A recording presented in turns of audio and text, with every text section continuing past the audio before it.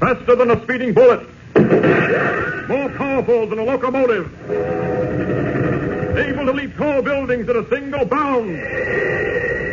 Look, up in the sky. It's a bird. It's a plane. It's Superman! Yes, it's Superman, strange visitor from another world, who came to Earth with powers and abilities far beyond those of mortal men. Superman, who can change the course of mighty rivers, bend steel in his bare hands, and who, disguised as Clark Kent, mild-mannered reporter for a great metropolitan newspaper, fights a never-ending battle for truth, justice, and the American way. But before we join Superman, here is an important message. Fellows and girls, don't ever get the idea there's nothing you can do to help win this war. Just because you can't join the Army or Navy doesn't mean that you can't be part of this big fight to preserve the American way of life. No, sir, not at all. There is one big important thing you can do, and I'm going to tell you about that right now.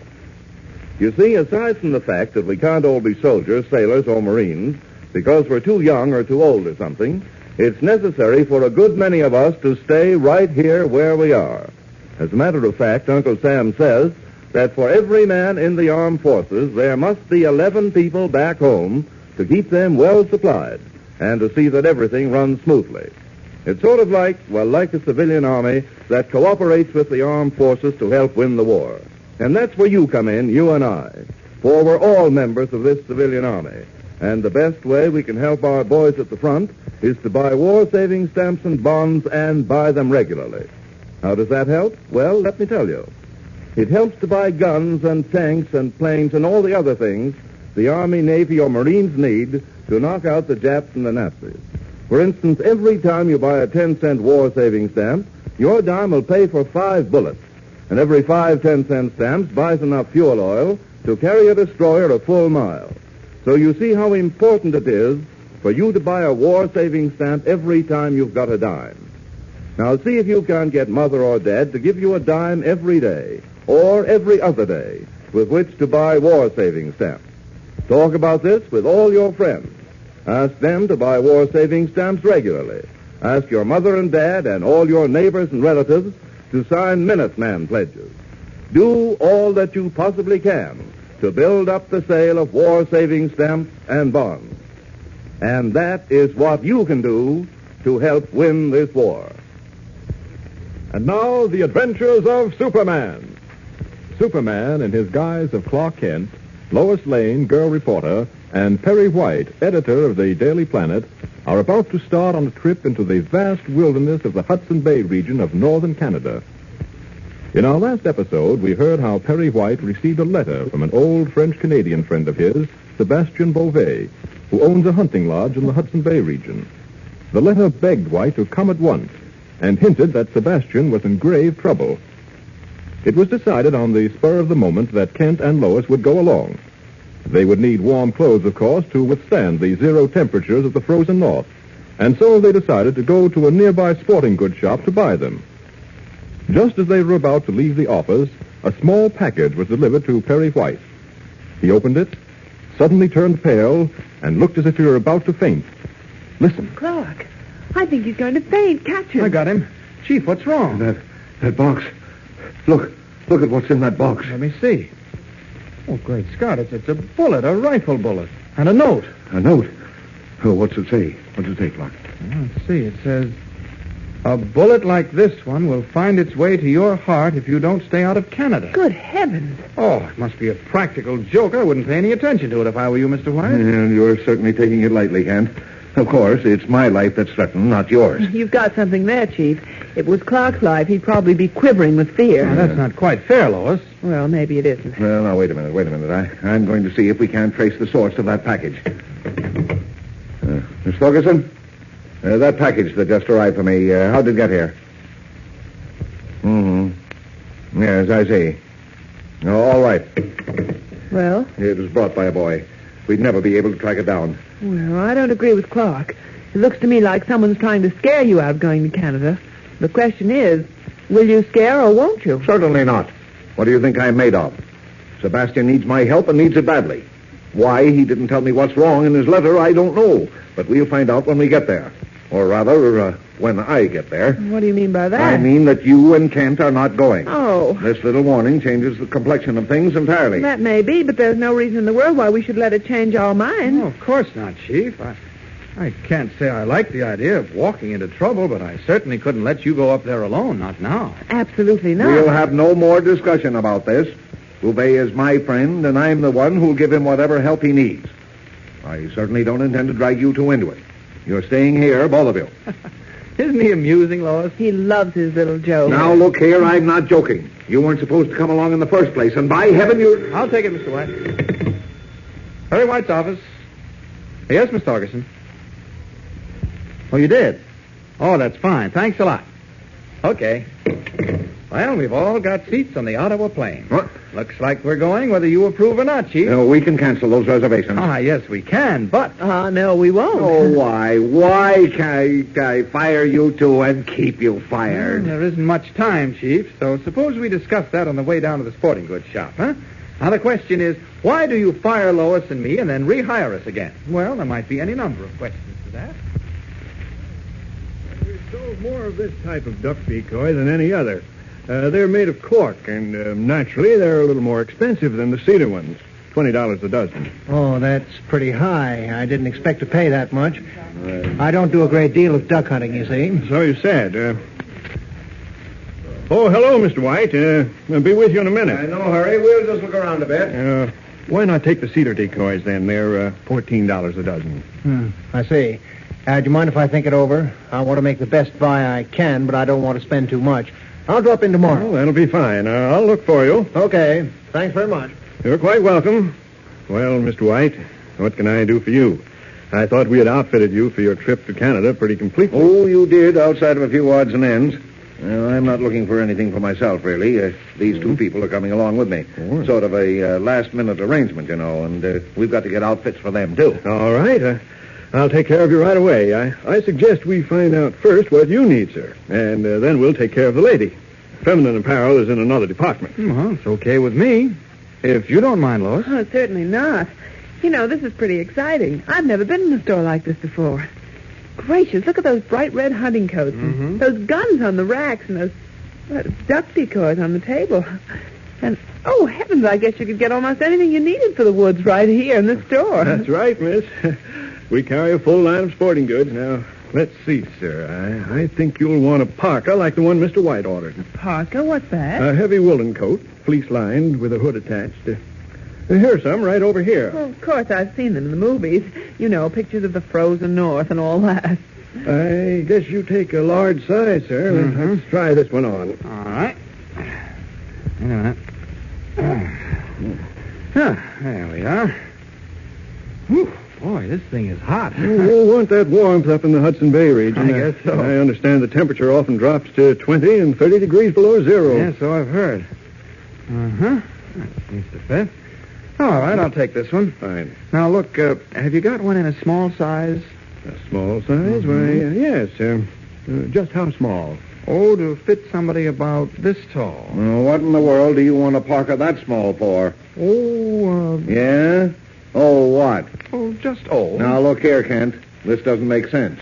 You can't wear a coat that small, and I Now, don't... take it easy, Chief. Take it easy. I'm paying for this stuff, so what are you worried about? I'm not worried. I just don't understand it, that's all. Now, what's the sense of buying a coat half your size? Clark, I don't understand that myself. Well, it's a secret. I'll take that small parka as well as the large one. Right, sir. I'll put them both aside. Now, let's see. Boots. I guess will be the next item. You'll need some warm and comfortable boots for traveling through the woods. Now, if you'll just... Excuse me, Bud. Yes? Mind if I have a look at these guns on the rack here? Oh, not at all. Go right ahead. Thanks. Now then, the boots. What size do you wear?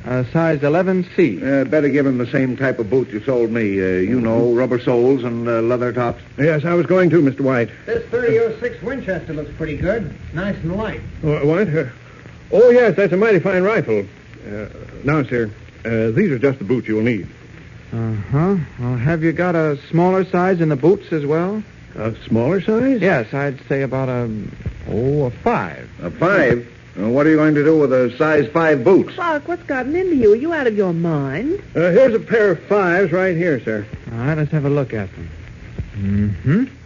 Yes, I think they just about do. Do for what? Well, you couldn't get your hands in them, let alone your feet. I wish you two would stop being so inquisitive. All these questions. I don't think I have to ask any more questions, Kent. I'm beginning to put two and two together. That small-sized parka you bought would be just about right for a boy of 14, wouldn't it? And the boots would just about fit a kid that age. Kent, look at me. Now, Chief. Look at me, I said. Well? You're not thinking of bringing that freckle-faced terror along with us, are you? Freckle-faced terror?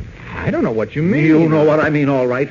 It's a little devil disguised as a 14-year-old boy. It's a benighted imp that always succeeds in driving me stark raving mad, and its name is Jimmy Olsen. Now answer me, Kent. You wouldn't be thinking of bringing him along with us, would you? Well, why, Jimmy's at home, Chief. He hasn't seen his mother in months. I guess he'd want to stay with her for a while, so... Well, he couldn't possibly come with us.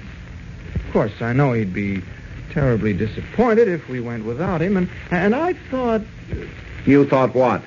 Well, I thought I'd, give him a ring on the phone and sort of ask him if he wanted to come along. Just give him a chance to refuse. And, of course, he would refuse. Of course. Oh, you're sure of that? Why, positive. You're so positive that you're buying him a complete outfit. Kent, no, I won't stand for it. Now, Mr. There are lots of things I'll take from you, but this is not one of them. You know how he gets on my nerves. You know how he badgers me, tortures me, drives me to distraction. He can't come along, Kent. Do you understand? I won't have it. I'd rather travel with a man-eating tiger. Chief, take it easy, will you? Please. Jimmy will probably refuse anyway. Say, wait a minute. What's the matter, Clark? Hey, you there. You with the gun. Yeah? You're pointing that rifle straight at us. Do you mind sighting it in another direction? Oh, sorry. I didn't know it was pointed at you. Thank you. Mr. Kent, I've taken care of the boots and the parkas. Oh, fine. I think we'd better see what we have in the way of hunting trousers. All right. I think the same type Mr. White purchased should do. A good warm woolen pair. Treated with a new chemical that makes them absolutely waterproof. Oh. We have them in all sizes, too, so we'll be sure to have a pair for the boy you were talking about. I said that boy was not coming. Please, Mr. Now, White. blast it all, Kent. We're going to have this out here and now. But if you... I said that little rapscallion is not to come along, and when I... Wait a minute. Clark, Yes, Lois? look at that man. He's pointing that rifle at us again. What? Straight at Mr. White. What's that? By George, he is. Hey, you there. Put down that gun. Point it somewhere else. What's that? I said point that rifle somewhere else. I don't like people poking guns at me. Nothing to worry about, mister. These guns aren't loaded. Yes, it's always the gun that isn't loaded that does the damage. You ought to know better than to point a gun at people anyway. What are you getting so riled up about? If the gun was loaded, it'd be a different matter, maybe. Well, now, whether the gun is loaded or Still not... pointing it at Mr. White. Make him stop it, Clark. Oh, don't be silly, lady. I tell you, the gun isn't loaded. Look, I'll prove it. I tell you, I saw it. I saw Clark stop that bullet. He's holding it in his hand. Lois, you're talking nonsense. Maybe I am. I don't know. Go on, open your right hand. Lois, this is Well, ridiculous. prove it. Prove it by opening your right hand. We're waiting, Kent. I can see you're holding something in your right hand, and I demand to know what it is. Now, open your hand, Kent, and open it right now. Well, now, really, this is the funniest thing that's ever happened to me. The most flattering, too, I might say. Do you realize, Lois, that you're practically accusing me of being Superman? I know it isn't possible. No ordinary man could stop a bullet in flight. Wait a minute, you. I wouldn't try sneaking off if I were in your place. Who's sneaking off? I thought I saw you start to edge toward the street door. What would I do that for? Am I supposed to be afraid of something? It was an accident, that gun going off. I didn't know it was loaded. Yeah, we'll deal with him later, Kent. Right now, I want to see what you're holding in your hand. Clark, I can't stand the suspense any longer. I know I couldn't have seen what I think I saw, but... Okay. You win. What do you mean? I've tried to hide it from you, but... Well, I'm afraid now I'll have to admit the truth. Lois, Mr. White, I, Clark Kent, am Superman. Steady, Lois. Now, blast you into limbo and out again, Kent. Open that hand of yours and let's get this thing over with. Very well, but if I'm about to reveal myself to you as Superman... Oh, Clark, stop this joking. You started it. As I was saying, if I'm about to reveal myself as Superman, I might as well make the most of a suspenseful moment. So then, I'm going to count 10. At the end of that time, I'll open my hand and reveal myself to your wondering gaze as Superman. Never mind the counting. No. Gotta do this right. After all, Chief, this is a world-shattering moment. Well, here we go. 1, 2... Taking the desperate chance of telling 3, Lois and Perry White in a joking manner what he 4, is sure they won't believe, Superman, in his 5, guise of Clark Kent, begins to count 10. And in the time thus gained, he tightens his fist, tightens and tightens it until the very pressure of his superhuman strength crushes and reduces the rifle bullet to dust. 8. And then, as he reaches the end of his 9, count... 10. And now, ladies and gentlemen of the audience, perceive I blow lightly through my fist. So, and then open my hand. There. Why, it's empty. Your hand is empty. Well, what in heaven's name did you expect, Lois? What on earth have we two been doing? Accusing him of stopping a bullet. Did we go out of our minds or something? Well, the entire matter's closed. The gun went off accidentally. I'm not hurt, thank heaven. You were lucky the bullet missed you. You can say that again. But it's over with, so let's forget it. Excuse me, mister. You mind if I go now? What? Oh, yes, you can go. Better be a little more careful next time, the way you handle unloaded rifles. I'm sorry, mister. I'm certainly glad you weren't hurt. You can bet I'll be more careful. Well, so long. Now, where's that clerk? You're right here, Mr. White. You know, it's a funny thing about that incident. To begin with, none of those rifles was ever loaded. Well, this one was. I know, but where did the bullet go? It's not in the wall. I'm sorry. I just thought of something I must do. You've got practically everything I'll need, and I can pick up almost anything else in Canada. I'll run along. But Kent... And, oh, yes, duplicate everything in a smaller size for a boy about so big. Jimmy Olsen is not coming on this trip, Kent. I won't have him with us. I've made up my mind to that. You'll change it. You always do. See you back at the office. Kent, he'll manage it. I'm licked before I start. He'll manage it somehow. Manage what? To bring Jimmy along on this trip. If ever a nymph was created to torture me, it's Jimmy Olsen.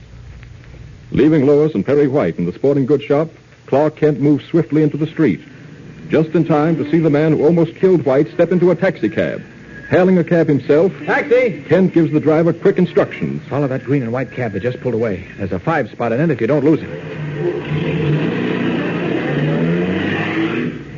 Kent's taxi follows the other across town into an expensive section of the city where it pulls up before a fashionable apartment house. Kent orders his cab to pull over to the curb a block away.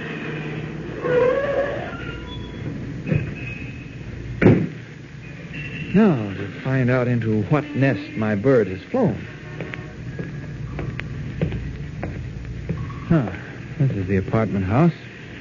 Well, in we go.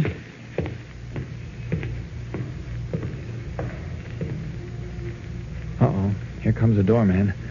I'll have to think of something. Could I help you, sir? I don't know. A funny thing, I just saw a man, a friend of mine whom I haven't seen in years, enter this building. A man wearing a gray overcoat. Oh, Mr. Kilrain? Yes, that's his name. Well, he's in penthouse A, sir. He lives there with the other gentleman. Well, thank you. I'll just drop in on him. Just a moment, sir. I have to announce you. Whom should I say is calling? Well, I'd just like to surprise him. I don't... Oh, sorry, sir. It's against the rules. Well, now, look here. There's no harm in my dropping in. I'm sorry, sir. It's a rule. There's nothing I can do about it. Oh, well, in that case, don't bother. Oh, but, sir, all I have to do is pick up this phone. Oh, if Kilrain's gotten so ritzy I can't see him without being announced, let's forget it. But really, Never sir, mind, I never mind. Well... There are quicker ways of getting to penthouse A. And there's the entrance to the backyard. If luck is with me, I ought to be able to reach the penthouse from there. Funny the way that doorman acted. The way he said Kilrain was living with that other gentleman. Sounded as if there was something strange about the other gentleman. Oh, here we are. And if I'm not mistaken, that's the terrace of the penthouse way up there. All right, off with these clothes.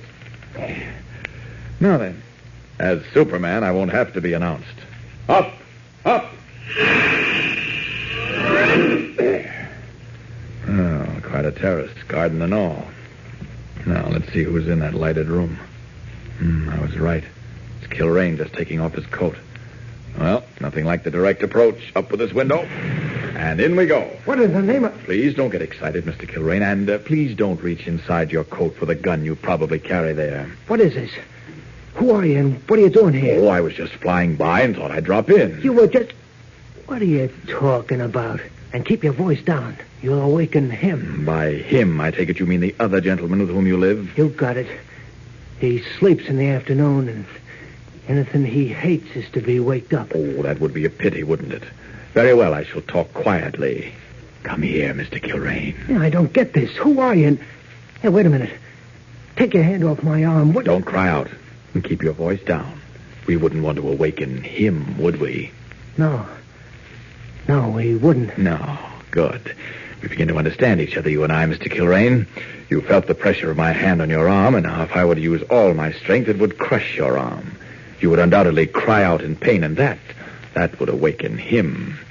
Now then, since we appear to be mortally afraid of waking him, suppose you tell me what I want to know. What's that? Why did you try to kill that gentleman in the sporting goods shop a little while ago? I didn't try to kill nobody. That was an accident. Hey, how did you know about that? Never mind. Why did you try to kill him? I tell you, I didn't. The idea was to prevent him from going to Canada, wasn't it? I don't know. I don't know nothing. Now that's a fib, Mr. Kilrain. If I had some soap, I'd wash out your mouth, but not having any soap, I'll just increase the pressure on your arm. No, I can't stand it. Don't, please. Then tell me what I want to know. I can't. He'd do things to me that... Who would do things to you? Him. Well, we seem to be getting nowhere very fast, Mr. Kilrain.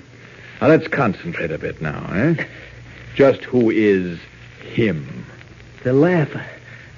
The Laugher? Yeah. He's called that because... Hey, wait. Did you hear someone move? Yes, I believe I did. Someone moved in the next room. Then he's awake.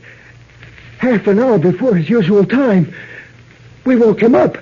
You and me. We did it. Don't say. Well, you sound as if it was something to be worried about. Oh, you don't know the Laugher. He's always laughing, but...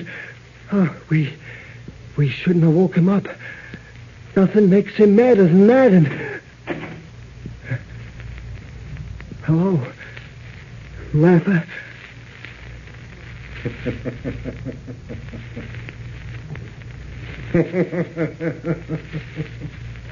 You fire that rifle at Perry White. Answer me. I can't tell you. He'd do things to me. Who would do things to you? The Laugher. The Laugher? Yeah. He's called that because... Hey, wait. Did you hear someone moving? Yes. Someone moved in the next room. Then he's awake. Half an hour before his usual time. We woke him up, you and me. We did it. You sound as if it was something to be worried about. Oh, you don't know the Laugher. He's always laughing, but we shouldn't have woke him up. Nothing makes him madder than that. And... Hello, Laugher. Well, I've witnessed some amusing scenes in my time, but this is the oddest. What a singularly queer picture to be confronted with when one has just wakened from a deep slumber. I didn't mean to wake you, Laugher. This guy come through the window was almost breaking my arm, trying to get me to tell him something. I forgive you, Kilrain. Such is my pleasure at witnessing so strange a scene that I feel generous.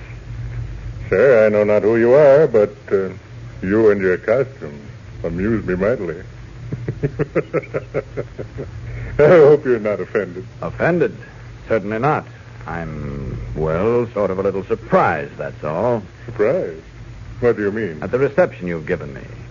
You see, Laugher, or whatever you're called... Laugher. That is the name. Well, you see, Laugher, I have amazed people, astounded them, sometimes even intimidated them. But I don't ever remember amusing them. This is the first time I've ever been laughed at. And it distresses you? Oh, well then, sir, forgive me. I would not hurt you for the world. The truth is, it is my good fortune to see everything in an amusing light. Even funerals, sir, make me laugh until my chins quiver like jelly in a jar. Oh, you seem puzzled, sir. A bit baffled. Oh, I'm not baffled. It's just as you find me amusing, I find you a little queer. I've never met anyone like you. I'm not adverse to being considered unique. Come, sir. I have criticized your costume, told you what I find you amusing. Tell me what you think of me. You remind me of a frog. A puffed-up, bloated, unhealthy frog. That fat face of yours with its triple chins and its gray color, your mountainous body, your fat fingers covered with diamonds. Ah, yes.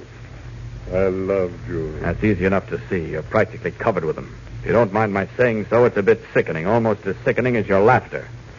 Sir, in you I see at last a man worthy of my mettle. I will tell you something. When I first laid eyes on you, I knew you were my enemy. But I knew more than that. You are my enemy to the death. When our acquaintance is at an end, sir, one of us will not be alive. Does that not amuse you? I've never been able to see anything amusing in death. That is unfortunate. But come, sir, let us know one another better. Who are you? And why do you wear that gaudy costume, that red cape, that blue suit? I have a reason for wearing it, which we won't go into. As to who I am, I'm called Superman. So you are Superman? I've heard of you. Well, now I am flattered. Well said, sir. Well said. Superman. Perhaps that is my fate. Perhaps here stands before me the one being who will in the end defeat me. But no matter. Tell me, Superman, what are you doing here in my apartment? I followed your friend, Kilrain. Something happened this afternoon to some acquaintances of mine, something I didn't like. I decided I'd better investigate. Tell me about it. I think you know. However, just to be sure we understand each other, I'll go over it briefly. Editor Perry White of the Daily Planet is planning to leave tonight by plane to visit a friend of his who owns a hunting lodge in the Hudson Bay region of northern Canada. This friend, a man named Sebastian Beauvais, has called on White for help which he desperately needs. Yes, indeed. Continue. Well, several friends of mine, Clark Kent and Lois Lane, both newspaper reporters, and probably a young boy named Jimmy Olsen, are going along with Mr. White. This afternoon, they visited a sporting goods shop to buy equipment that they'd need. While they were purchasing it, Kilrain came in and pretended he was interested in looking at some rifles. Quite by accident, one of the rifles went off, just as Kilrain was pointing it at Mr. White, not 10 feet from him. How unfortunate. How desperately unfortunate. It wasn't really, because the bullet somehow missed White, even at that close range. You mean that Perry White is not dead? Listen, boss, listen. Hey, Lifer, don't get that look on your face. Do be quiet, Kilrain.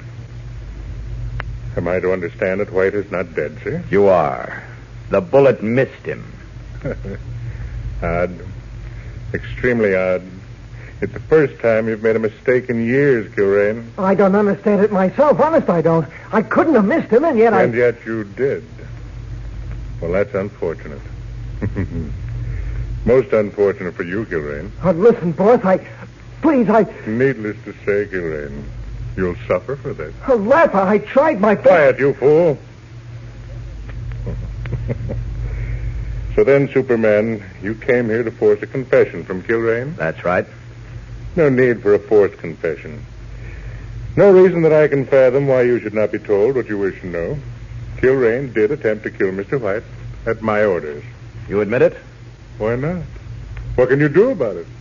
Certainly you can't prove it. No, that's true, I can't. I haven't any proof as yet. And you will never have any proof, Superman. Well, that's to be seen. Why do you want Perry White out of the way? Mr. White, I tell you in all honesty, will never reach Hudson Bay alive. Nor will Miss Lane, nor Mr. Kent, nor the young boy you mentioned. An unfortunate circumstance from your point of view. An amusing one from mine. Since I shall find extreme delight in devising means of keeping them out of Canada at the cost of their lives, if necessary. Why are you so anxious to keep them out of Canada? You are very inquisitive, aren't you? Nothing but questions. Now, look here, I've had enough of this. You'll tell me what I want to know, or... Don't try to defend me, Kilrain. It isn't necessary. But he's got his hands on your throat. And I haven't even started. Of course you haven't. I can sense your fingers amazingly strong. You'll find out how strong unless you talk. What will you do? Kill me? You could do that easily. But where would he get you? Nowhere. Besides, I suspect you are not the killer type. You will inflict pain if necessary, but you will not kill. What are you driving at? If you would take your fingers from about my throat. Thank you. I do find it easier to talk. You ask me what I'm driving at. Simply this. It is my belief that I am possessed of the greatest brain in the world. You, by reputation, are the most powerful human ever created. We must try our strength against one another. Pit courage against courage, brain against brain, power against power. You're making a big mistake. You haven't a chance. We shall see. You won't kill me, and no amount of pain inflicted will make me do your bidding. So then you must seek other means to destroy me. Clark Kent and Lois Lane and Editor Perry White leave tonight by plane for Ottawa? I think not. For I shall think of some way of stopping them. Let us see if you can catch me before I catch them. It'll be a hard fight, but a merry one. Now shall I show you to the door? I'll leave the way I came, through the window. But I warn you, you'll suffer if anything happens to those people. It will be your job to see that nothing does. And so until we meet again, goodbye. Goodbye. Up, up, and away! Great heaven. Did you see that, Kilrain? He actually flew out the window. Now, by heaven, that is the most amazing thing I've seen in years. He actually flew out of the window. It's amazing.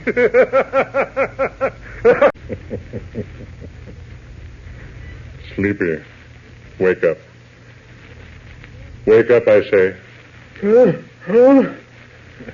Wake up, Sleepy. Open those droopy eyes of yours. Okay, Laffer, if you say so. What's up?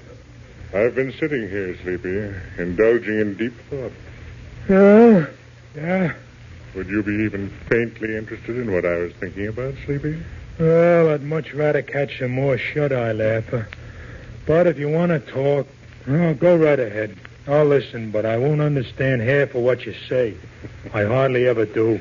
Don't you ever do anything but sleep, Sleepy? Don't you ever do anything but think? No. Same here. That's why they call me Sleepy.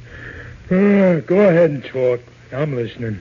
I've been thinking about this rather fantastic person known as Superman. He was here an hour ago, just before you arrived. He amused me terribly. And yet, Sleepy, there was something about him that I cannot take lightly. I'm afraid you're not listening, Sleepy. Oh, I am. Go right ahead. You don't take this King Superman lightly. That's right.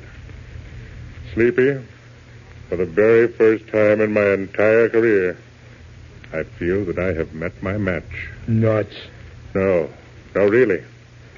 For the first time as far back as I can remember, I shall have to exercise every faculty, every talent that I possess. And that concerns me a little, Sleepy. For truth to tell, I've not really used my talents in a long, long time. I repeat, nuts. Oh, I know. You have a wonderful opinion of me, Sleepy. And so you should. Truly, I am a remarkable person. Probably the greatest mastermind that ever lived. Absolutely, the tops. But my brain, that magnificent organ which I so fortunately possess, has suffered a little from disuse. And so I worry somewhat now that I have challenged Superman to a duel, to a fight to the finish. He's all muscle, ain't he? If what I have heard of this Superman is true, he is not only the possessor of singular muscular strength, but his mind is equally well developed. It can't be as good as yours. You flatter me, Sleepy. However, I agree with you completely. There has never been, and there never will be again, such a brain as mine. But to get to the point of what I was thinking. Yeah, let's do that there. Editor Perry White of the Daily Planet, Miss Lois Lane, a very efficient young woman who works as a reporter on the paper, and Clark Kent, another reporter, are taking the plane to Ottawa tonight. They are going, so they think, into the Hudson Bay region to visit the hunting lodge of one Sebastian Beauvais. Hey, they can't do that. I thought we didn't want nobody near that place. We don't, Sleepy. We don't. Therefore, it becomes imperative that we stop these people before they get there. In the course of my cerebral activity... Your what? Cerebral activity. Oh. Thinking, do you? In the course of my thinking, Sleepy, I made up my mind that it would be far easier to stop White and Miss Lane and Mr. Kent here in Metropolis before they even board that plane to Ottawa. Oh, you don't want them to get even as far as the plane. That it? That's it, precisely. Okay. Tell me where they are, and I'll give them the works. I'll mow them down. Ah, no, Sleepy. No, indeed. It's hardly as simple a job as that. And I am finding it difficult to devise a plan. Oh, your brain's rusty because you ain't used it, that's all. Precisely. I can almost hear the wheels creaking slowly, trying desperately to move. But the oil of activity, Sleepy, the very act of forcing myself really to think soon begins to work. And the wheels of my brain begin to turn more swiftly. Yeah, I can almost see them. Superman, I say to myself, now that he knows I will attack his friends, will be near them every moment. They will never be out of his sight. He'll be watching, eternally vigilant, anticipating my every move, and wholly prepared to block me at every turn. Yeah, it's tough. Yes, but not without solution. Not at any rate to a brain like mine. What do I decide to do? I don't know what. I decide that Superman cannot stop what he does not know about. And at once, a complete plan unfolds itself before me. Nice going, Laugher. I knew you'd come through. Thank you. I think I'd better tell you my plan since you are to carry it out within the next 2 hours. Oh, I was sort of figuring on hitting the hay early tonight. I'm so sorry. Oh, it's okay. I'll sleep late tomorrow. What's the plan? To get to the airport from which the Ottawa plane will leave, White and Miss Lane and Kent will undoubtedly take a taxi. Yeah. You, Sleepy, will be the driver of that taxi. Yeah, go on. They will get into the taxi and you will start for the airport. Somewhere along the route, however, you will pull up to a corner where there's a cigar store. You will say you want to get a package of cigarettes. What do I want with cigarettes? I don't smoke. They make me nervous. Why, I start losing... You're only pretending you want cigarettes.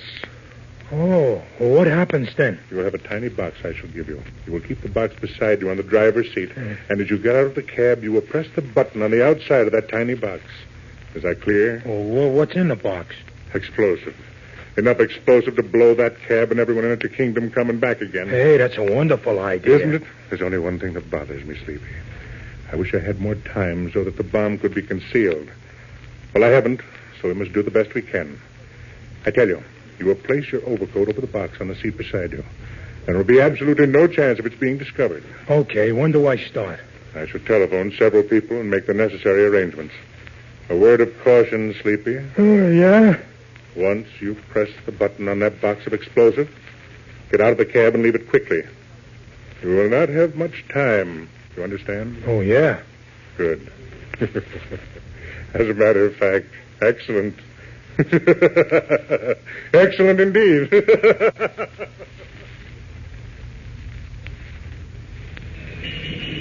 No, we're just not making any time at all. This traffic is terrible. Take it easy, Mr. White. Sure, Chief. The driver's doing the best he can. At this rate, we'll never reach the airport in time to catch that Ottawa plane. Driver, can't you get out of this traffic? Oh, I don't know, mister. I don't know. Oh, why don't you go down State Street? You can turn into it at the next light. Oh, okay. Anything you say. Say one thing. I've never seen such a sleepy cab driver in my life. Oh, has he heard you? Yeah, I heard it. Sure, I'm sleepy. My kid's got a bad cold. Kept me up all night. Oh, that's too bad. I'm sorry. It's all right. I'll sleep late tomorrow. When does the plane reach Ottawa, Chief? 7 in the morning. We leave Ottawa at 10 by private plane and arrive at Lake Minto tomorrow night. From there, it's another day, packing into the wilderness by horse. Dear me, I'm beginning to feel like the great outdoor girl already. Kent, anything wrong? Wrong? Well, no, Chief. What do you mean? You seem nervous and fidgety. You keep looking out the window every time we stop for a light, and, well, you just don't seem yourself. Yes, Clark, what's the matter with you? I just noticed now as we stopped for this light, you unconsciously peered out both windows as if you were looking for someone. Oh, no, not at all. What was that? What, that laugh? Yes. A man passing by in the street laughed, that's all. What's so unusual about that? Oh, nothing at all. I wish we could make better time. It's getting late. Oh, stop worrying, Mr. White. We'll make it all right. Well, I hope. What's he pulling up to the curb for? I don't know. Driver, what are you stopping for? If you don't mind, Mac, I want to get some cigarettes. Now, look here, Cappy. We're in a hurry. We've got to reach the airport in 15 minutes. No, make it. Don't worry. I got to have some smoke. Hey, you just stay where you are and get this cab started again. That won't take me long, Bud. I'll be back in no time. Wait a minute. Come back here, you. Well, of all the colossal Now, nerve. take it easy, Chief. He won't be but a second. No, that's not the point. While he's in my employ, he'll do what I tell him or else. Now, come on, both of you. We'll get out and get another cab. Oh, Mr. No White. buts, no buts. We'll get out and get another cab, and that's Cabs what... are scarce these days, Chief. We'll waste more time than we'll gain getting our luggage out and waiting for another taxi to come along. We better stay right here. I suppose you're right, but I'll give that hoodlum a piece of my mind when he gets back. All right. In the meantime, relax. Relax. How can I relax when we may miss that plane by seconds? No, we won't miss it. We'll reach the airport on time, so just do as Lois says and relax. There's nothing to worry about.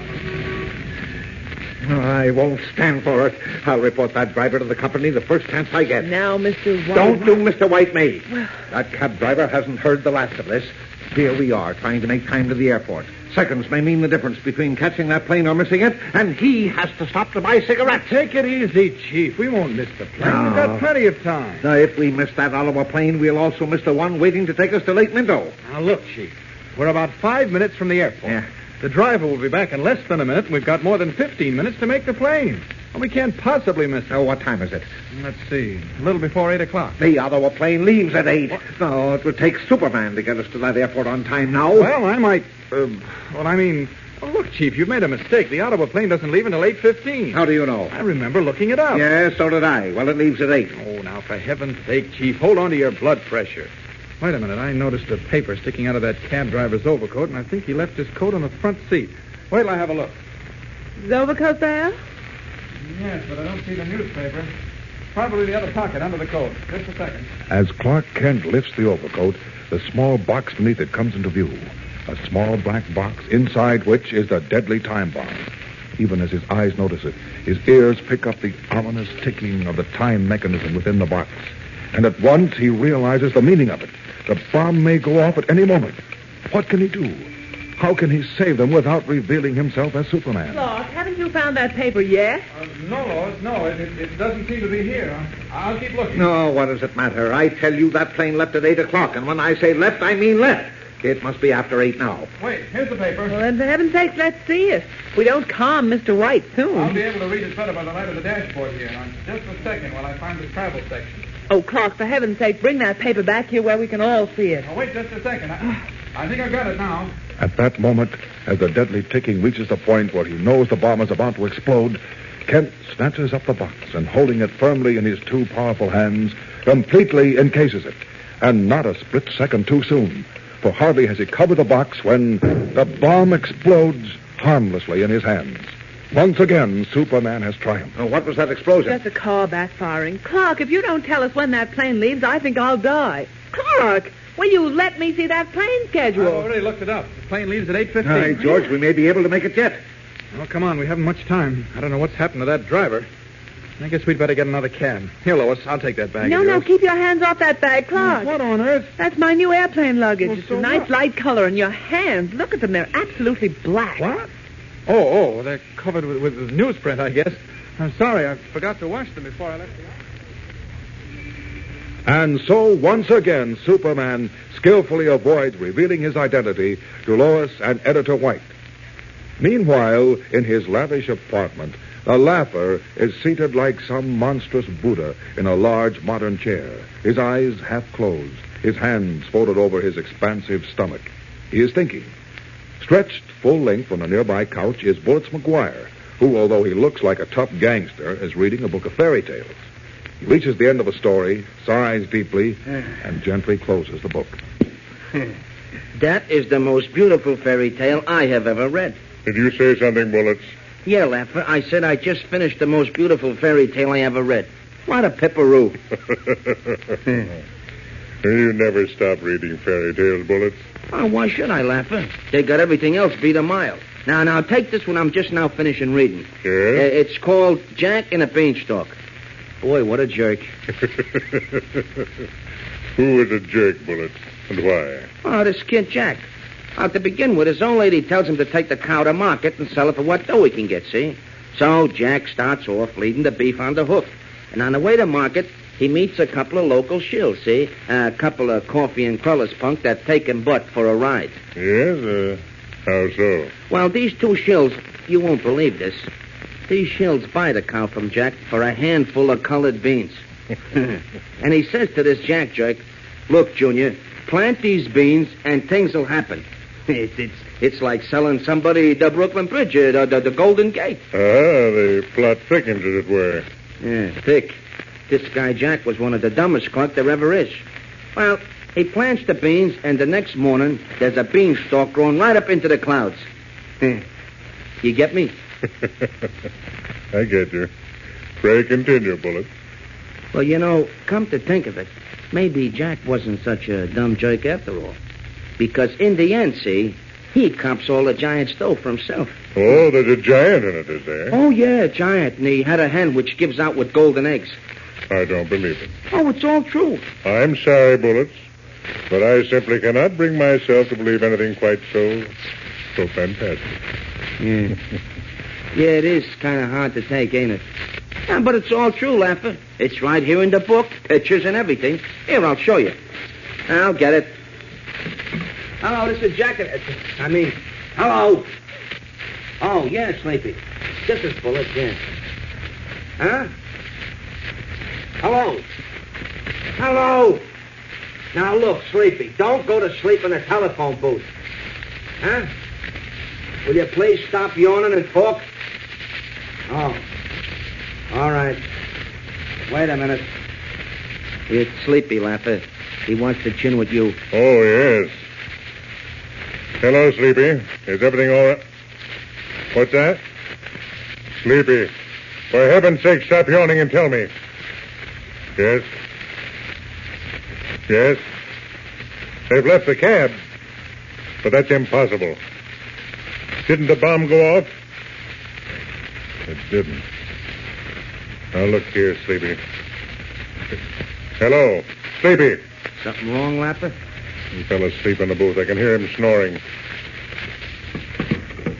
Oh, well.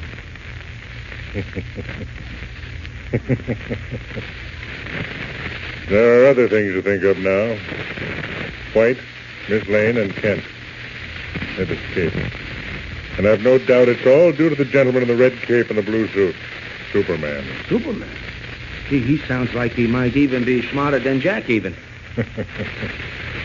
Superman would make you a Jack, and even your giant look slightly ill. This Superman's an amazing fellow. He is so fast that he can stop a bullet in flight. So strong that he can move mountains. And he's intelligent as well. Wow, what a combo, huh? What a combo. Yes, he is. Quite a combination. For the very first time in my rather long and dangerous career, I've met an opponent worthy of me. The first 2 rounds go to Superman.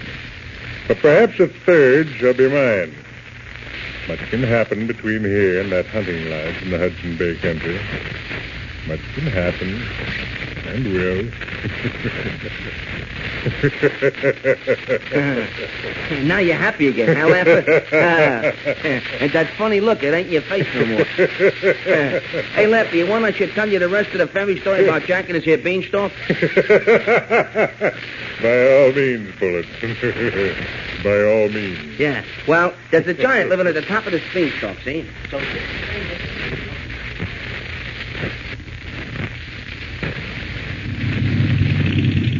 Well, Chief, after all your excitement, you see, we made the plane anyway. Yes, it's good to sit back in the seat and relax. But I've got a funny feeling we're going to run into trouble before this trip is through. Yes, I've got a feeling you're right. Fasten your seatbelts, please. We're taking off. Fasten your seatbelts. Matter, Claude? Getting cold feet again? I can't help it if I'm the nervous type, can I? No, I suppose not. Though it seems to me that you could... Well, never mind. Well, here we go. We're on our way, Chief. Yeah. Tomorrow morning we'll be in Ottawa, then on to the Hudson Bay country, and, well, heaven alone knows what. Yes, Kent, I'm certainly anxious to find out what kind of trouble Sebastian is in. Must be pretty bad. Pretty bad. Otherwise, he'd... What? What in the world? What's the matter, Mr. White? What's wrong? No. Well, no, it isn't. It can't be. But, Lois, tell me that it isn't. Mr. White, what on earth are you talking about? No, I'll never be able to live through it. I've said it before, and I repeat it now. I wish you two weren't going on this trip.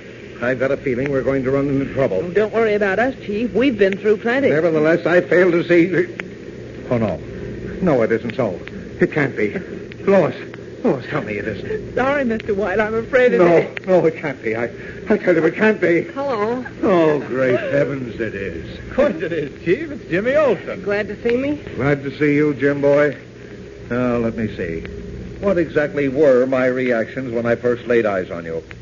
At first, a desperate panic seized me. I wanted to scream out. Say, what's gotten into Mr. White? And then I said to myself, no, this can't be so. That's not Jimmy Olsen. I'm imagining things, or perhaps I need new glasses. That's what I said to myself. And then you spoke.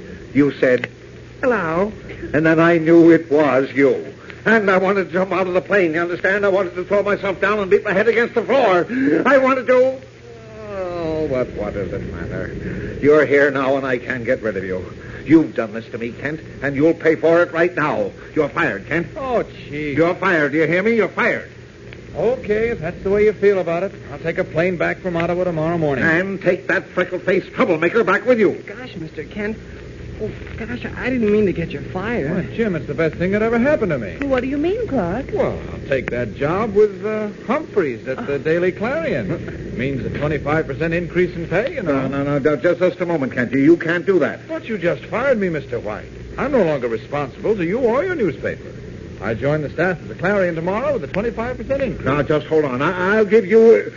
No, I don't fall for the same trick twice. This is one time I fooled you. You're fired, Mr. Kent, and this time you'll stay fired. It's okay with me. I didn't ask you to rehire me. No, but you were trying to trick me into doing it. Oh, you flatter yourself. What's that? Now, please, you two. Everybody in the plane is looking at us. Look what I started. Wherever you are, there's trouble. But don't try to change the subject. I didn't try to... Silence! Now, Kent, just what did you mean by that remark? You said I was trying to trick you into rehiring me, and I said you flattered yourself. What did you mean by it?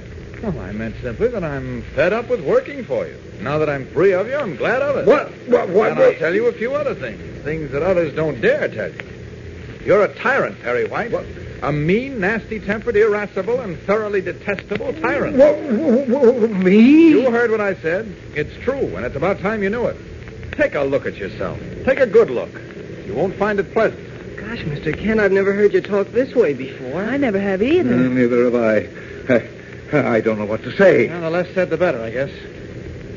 Jim, I'm sorry that our trip to Hudson Bay has turned out to be a fizzle. Oh, gosh, that's okay, Mr. Kent. How in the world did Jimmy get aboard this plane, Clark? Oh, well, when I left you this afternoon at the sporting goods store, Lois, I went to see about a reservation for Jimmy.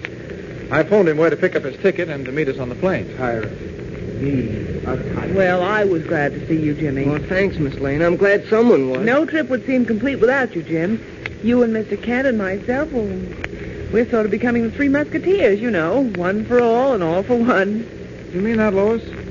What? Of course I mean it, certainly I mean it. Irascible. Mean-tempered. No, nasty-tempered, he said. What were we going to Canada for, Mr. Kent? Our esteemed Mr. White got a letter which said, "Please come quick," signed Sebastian Beauvais, an old friend of Mr. White's, one of the few he has left. Gosh, what do you suppose the trouble is? No idea, Jim. No idea at all. Kent. Yes? I've looked at myself. Oh, yes? Unpleasant, just like you said. You're right.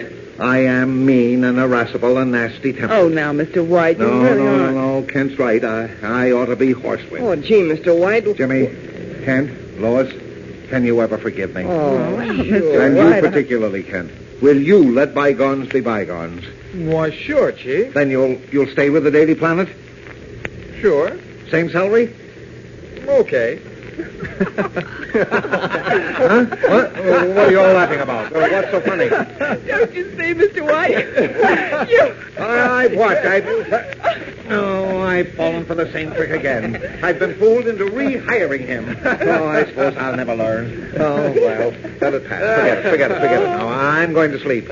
Wake me up when we land in Ottawa.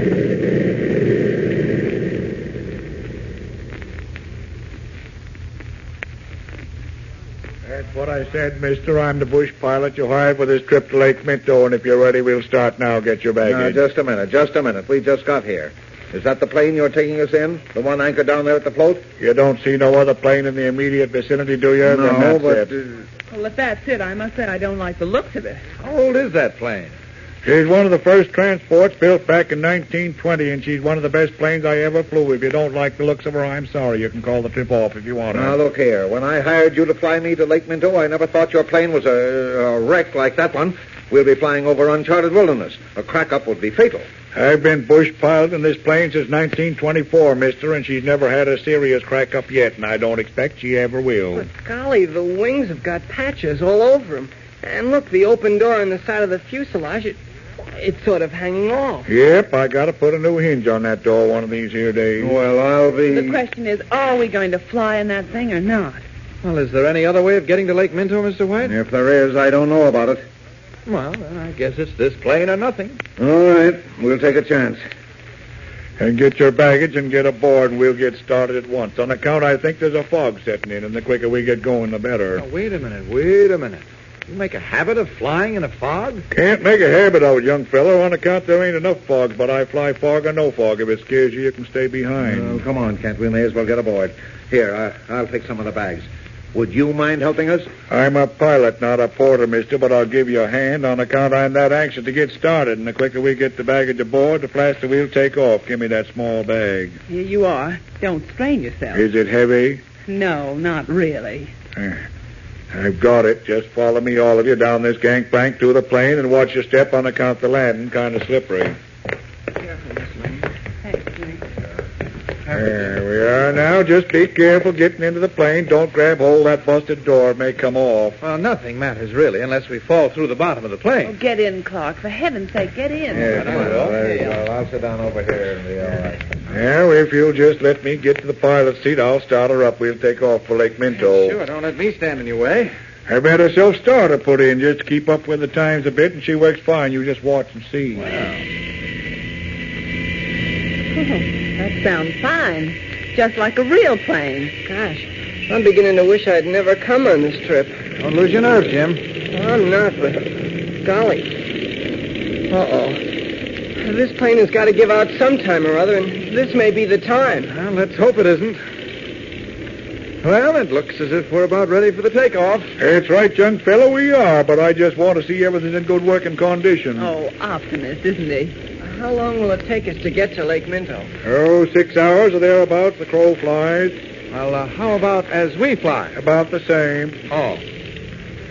Flaps seem to work a little stiff on account, I guess they're kind of rusty. I ain't oiled the cables like I've intended to. Yes, you'll have to do that, I guess, one of these here days. Yeah. Well, hold your seats, everybody. We're ready for the takeoff. Are you all set? Then here we go. There, we're in the air.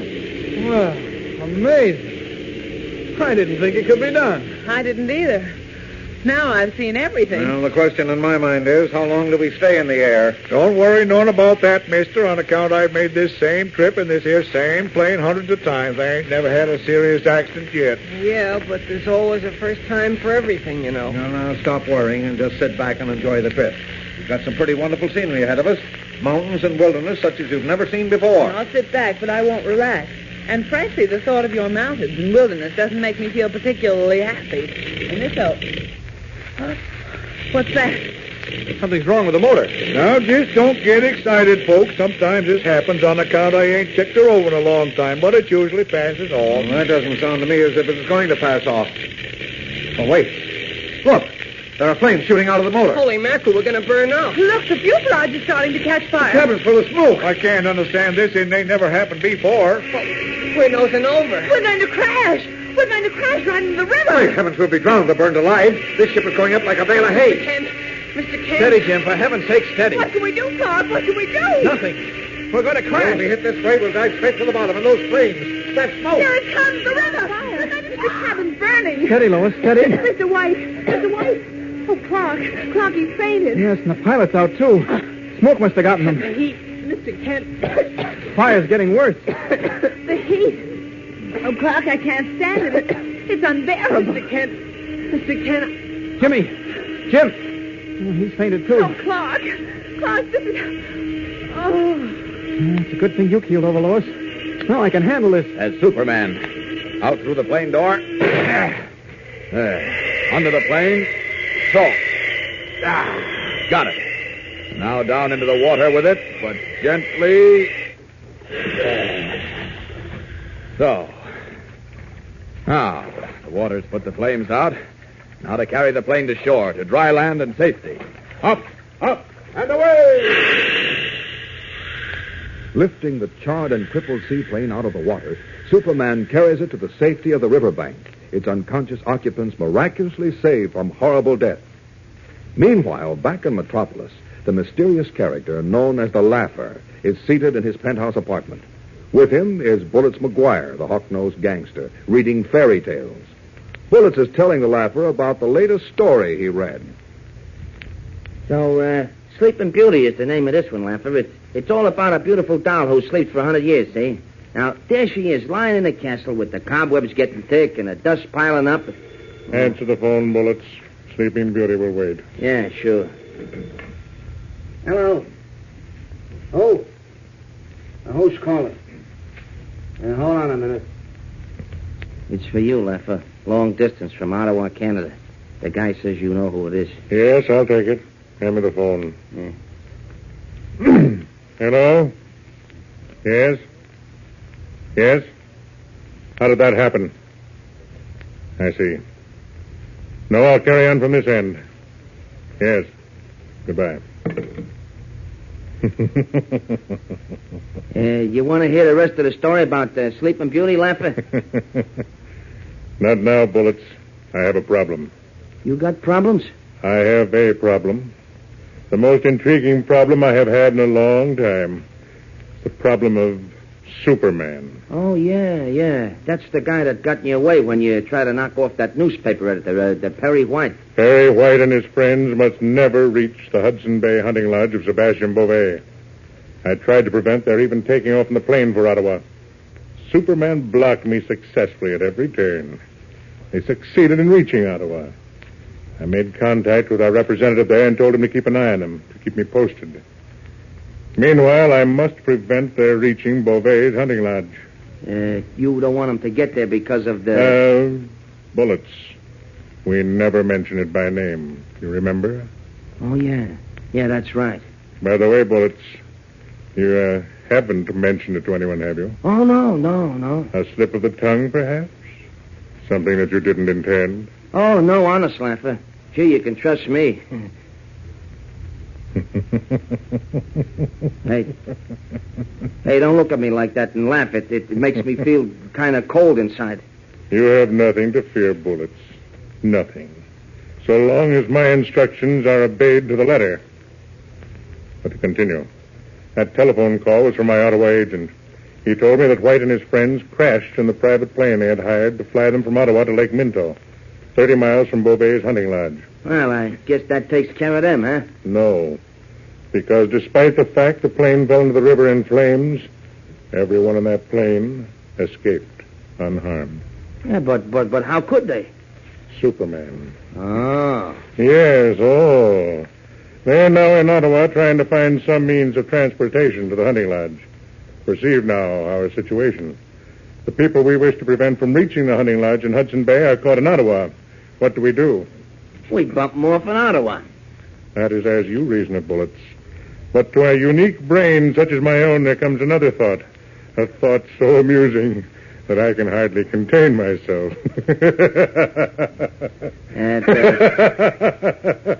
What is this thought of yours? It is very clever, Bullets. Yeah, well, stop patting yourself on the back and give me the lowdown. Oh, I'm sorry, Laugh. I didn't mean to say that. It just kind of slipped out. That's on a level.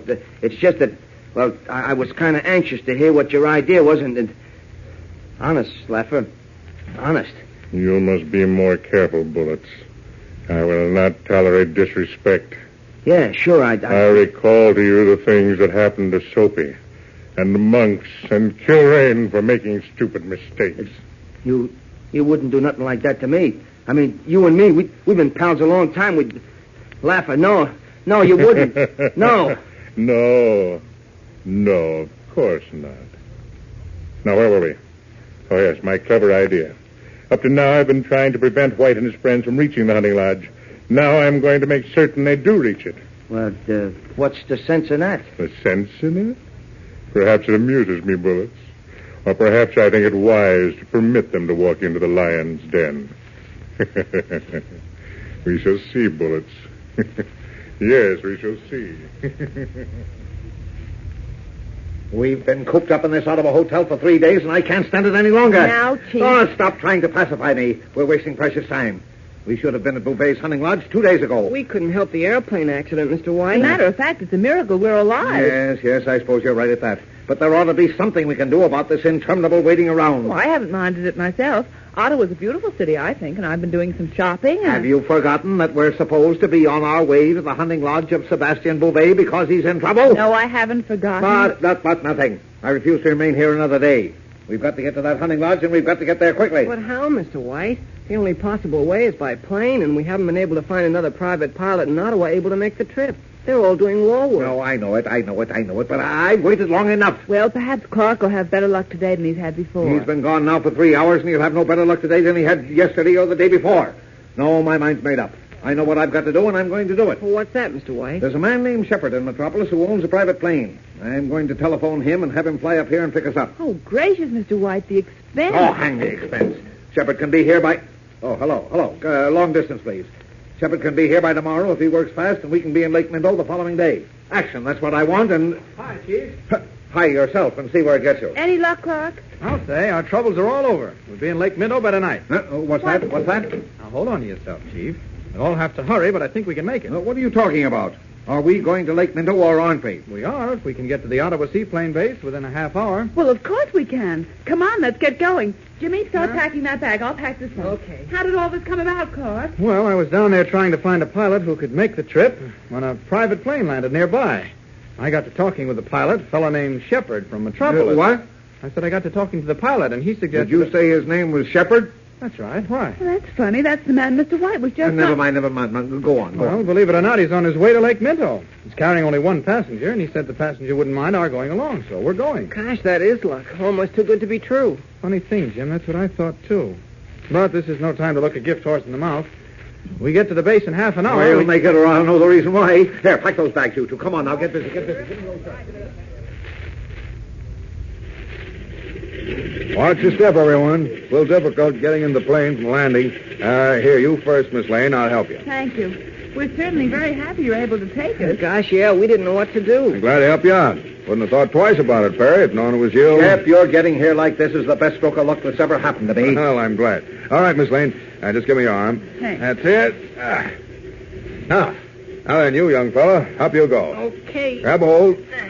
There. Now, look here, Shep. You sure this is all right with your other passenger? Oh, sure, Perry. I talked to Mr. Graham and explained the situation. He's glad to have you come along. Well, I must tell him how grateful I am. Is he in the plane now? Yes, you'll find him in the cabin. Well, up you go, Perry. You're in. Mr. Kent, I guess you can make it alone. Sure, I'll just grab hold of that door and swing up. There. Boy, look at these cushioned seats and everything. Sit over here, Mr. Kent. Thanks, Jim. Kent. Yes, Chief? Come here. I want you to meet our benefactor, the man who's so kindly permitting us to go with him to Lake Minto. Oh, yes, glad to. Kent, this is Mr. Graham. Mr. Niles Graham of Metropolis. What? How do you do, Mr. Kent? Very happy to know you. There's something I should like to ask you, Mr. Kent. Yes, Mr. Graham? When your editor, Mr. White, introduced us, I had the feeling somehow that we had met before, and that you recognized me, although I did not recognize you. As a matter of fact, I did think so, but then I realized we hadn't met. Forgive my saying so, Mr. Kent, but that does not quite make sense. What do you mean? Regard me, Mr. Kent. I am a man of enormous size. My chins are 3, and my stomach, although 1, is large enough for 6 men. I am indeed a monstrous mountain of flesh. Each finger of my hands carries a ring. Even the buttons of my shirt are made of precious stones. I am not the sort of person one forgets easily. Had you ever met me before, you'd have no trouble remembering. I'm afraid I'll have to admit you're right. Then we have met before, Mr. Kent. Not that I know of. I sometimes consider myself psychic, Mr. Kent. I have a hunch we have met before. Yes, we have met before. I'm sorry. To the best of my knowledge, Clark Kent and Niles Graham have never met before. Then why did you think you had seen me somewhere? Well, to be truthful, it was the shock of your appearance alone that made me start. As you yourself have said, Mr. Graham. What was that? What did you say? I was merely saying, as you yourself have said, Mr. Graham. No, you used another name. I'm afraid you're mistaken. I am never mistaken. What was the other name you used? Mr. Graham, I'm beginning to grow a little tired of this conversation. If it can't be carried on pleasantly, I'll rejoin my friends up front. Sensitive, aren't you? Come, sit down. We'll turn the conversation to another subject, inasmuch as this one seems to be a trifle touchy. Cigarette? Thank you, no. I don't smoke. Well, then, just relax and be comfortable. There are so few comforts in the world today that one must enjoy them while he may. I have not yet learned why you and your friends are bound for Lake Minto. A hunting expedition, perhaps? Of a sort. Something else you'd rather not talk about? What? Oh, no, not at all. We're on our way to the hunting lodge of a man named Sebastian Beauvais. Beauvais? Mm-hmm. Well, by heaven, that's wonderful. That's exactly where I am going. That's so. Well, that's very interesting. Interesting and exciting, sir. I thought it was going to be a boring trip. But I can't imagine 4 people I'd rather travel with. You are going to do some hunting, are you? Yes, moose and caribou. And you and your friend? Mr. White is the only one who hunts, and he hunts with a camera. A camera? Mm-hmm. How very dull. Well, I'm afraid I can't agree with you. Photographing wildlife can be very exciting. Dear me, is there no subject we can really talk about without finding ourselves in disagreement? Apparently not. At least we don't seem to be having much success. I'd say we ought to forget it and have another try some other time. I'll rejoin my friends now, if you'll pardon me. Certainly, Mr. Kent. As for myself, it is customary for me to nap in the afternoon. So I shall give myself over to the delicious delights of sleep. Right. See you later. Yes, Mr. Kent. Clever young man, Mr. Kent. But not clever enough for me. We have met before. No doubt we shall meet again. No doubt whatever.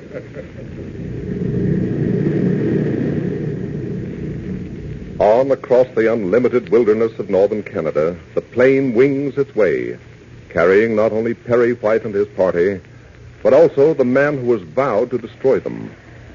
At last, the plane reaches Lake Minto. And after the necessary preparations are made, they start the long trek by pack horse into the forests of the North Country. As they thread their way through the almost trackless woods, the sky grows overcast and a cold wind comes up. Soon the wind is a gale, and then the storm hits in all its fury. Hailstones the size of marbles rain down upon the small party, whipping against their faces, stinging their bodies and hands unmercifully. With great difficulty that night, the horses are tethered, tents pegged down against the storm. A quick supper is prepared by the French-Canadian guide, and then all seek the warm shelter of their beds. Again, Clark Kent finds himself thrown into the company of the laugher, Mr. Niles Graham, for they share the same tent. An oil lamp, dangling from the tent pole, casts eerie shadows while the winds howl and the tent strains at its guy ropes. And round about them in the forest, the trees groan against the lashing of the gale. It's a devil's brew of a night, Kent. Yes, it is. What in the world is all that moaning and groaning I hear? That's the trees. They're weighted down heavily with ice. Oh, those horses, poor animals. I wonder how they're standing the lashing of those hailstones. It is a matter of small consequence so long as we are comfortable. What matter the horses? That's a selfish point of view, Mr. Graham. Here we go again. Oh, dear me, Mr. Kent, I do wish you'd agree with something I say. What is that? A tree cracking. Look here, I thought you were a hunter. I am. And you certainly don't seem to know much about the forest. My dear Mr. Kent, merely because I am unable to identify a sound that... Come, we appear to be building up to another argument. Something will really have to be done about these differences of opinion eventually. I'm inclined to agree with you for perhaps the first time. Oh, those horses bother me. I'm going out to see if I can do anything for them. Don't be a fool. Where the wind is whipping that hail around, you'll be slashed to ribbons. I can't help it. I've got to see to those horses. I'll be back in a little while. You're just a soft-hearted fool, Ken. Soft-hearted fool, am I? Well, something's got to be done for those horses. Oh, great Scott. No wonder those horses are frightened. This hail is cutting them like knives. Something tells me this is the job For Superman. All right, boys. Take it easy for just a few minutes now. I'll see what I can do about building a shelter for you. Now, let's see. That oak tree. I'll just rip it up by the root. Get my arms around it. So, and now then, up you come. There we are. Now I'll just use this to knock down a dozen or so of those other trees. Here we go. Hope the others don't hear all this noise I'm making. I don't imagine they will with this storm raging. There. I don't think I'll need much more than this. All right, just another minute, boys. Wait a minute. I'll have a shelter thrown up here for you. I'll just pile these trees one on top of the other and build a sort of wall. I'll use the oak tree for the base. There. Now these others on top. This one. There we are. That does it. All right, come on, boys. This wall will protect you from the wind and hail. Come on, get over here. Get up there. Come on. That's it. That does it. Now I feel a lot easier about you fellas. Oh, you're welcome. I'll see you in the morning.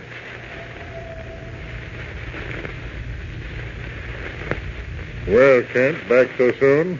Help the horses any. Well, I made them a little more comfortable, I think. You've done your good deed for the day, Boy Scout. There's that tree cracking again. Sounds like a big one just outside the tent. You think it's safe in here for the night, kid? I shouldn't worry about it if I were you. Worry? Hardly that. I never worry. But if that tree is going to crash down on us, I want to know about it. I'm afraid I can't tell you that. Well, I'm going to sleep. Good night, Kent, and pleasant dreams. Same to you, Graham. Do you think this storm will be over by Wait. Listen. Kent, that tree is falling. It's going to crash down on us. Hold on to yourself. Kent! There. Half smothered, and not knowing that the body of Superman is forming a bridge over his own, the laugher cries out, Kent, what's happened? I can't see. The tent's caved in us. Kent! There's only one thing to do. What? That sounded like... No, it's impossible. Superman couldn't be up here. Oh, couldn't I, my fat friend? Well, I am. I just had to put Clark Kent to sleep temporarily, and I'm afraid I'll have to do the same with you. Why? What's the reason for anything? There. That's that. Now to get this tree off us. Heave ho! There we are. Better put this tent back up, too. Fortunately, there isn't much damage. So, I'll just set this oil lamp right again. Our fat friend is coming, too. He'll probably ask 100 questions about Superman. Well, I know all the answers, and he's welcome to them, every one.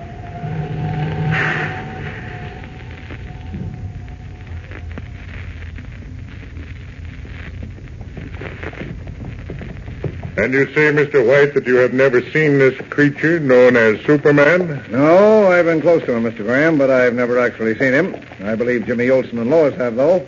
How about it, Jimmy? Oh, sure, lots of times. Golly, if it weren't for Superman, I wouldn't be here now. He saved my life and Lois's and Mr. Kent's hundreds of times. Isn't that so, Mr. Kent? Certainly is, Jim. An unbroken record, eh? Do you suppose you'll ever slip up so far as saving people is concerned? Oh, I hope not. What you say, Mr. Graham, he must have saved your life when that tree crashed. Though it's certainly beyond me what Superman is doing up here in the Canadian North Woods. Well, Superman always seems to be wherever Mr. Kent and Miss Lane and I happen to be. I've never been able to figure out why. Have you, Miss Lane? Now, don't disturb Lois, Jim. She's riding up ahead there with her eyes glued to the scenery. Tonight, around a fire at the hunting lodge, she'll start telling us about all the beauties of nature. And speaking of the hunting lodge, guide, how long before we reach the hunting lodge? Soon. Not far, monsieur. He's been saying that all morning. Strange, but I can't seem to get this Superman out of my mind. Does he worry you, Mr. Graham? Why should he, Mr. Kent? I'm sure I don't know. I just noticed that every time you mention Superman, you get a sort of baffled look in your eyes. You misread the signs, Mr. Kent. What you see is not bafflement, but interest. Oh, I see. By the way, Superman must have hit you very lightly last night. I've got a badly swollen jaw, yet yours is perfectly normal. Can you account for that? If I felt there was any reason why I should make an accounting to you, Mr. Graham, I might.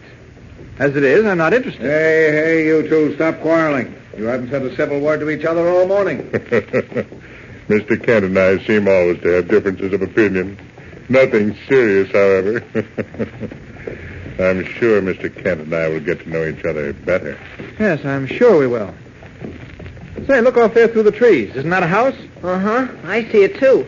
Is that Sebastian Beauvais' hunting lodge, Mr. White? It certainly is, Jimmy. We've arrived at last. And there's old Sebastian himself. Get up there, horse. Get up. There's Sebastian! Sebastian, you old coat, we're here. We've arrived at last. Get up there, horse. Get going. Get going.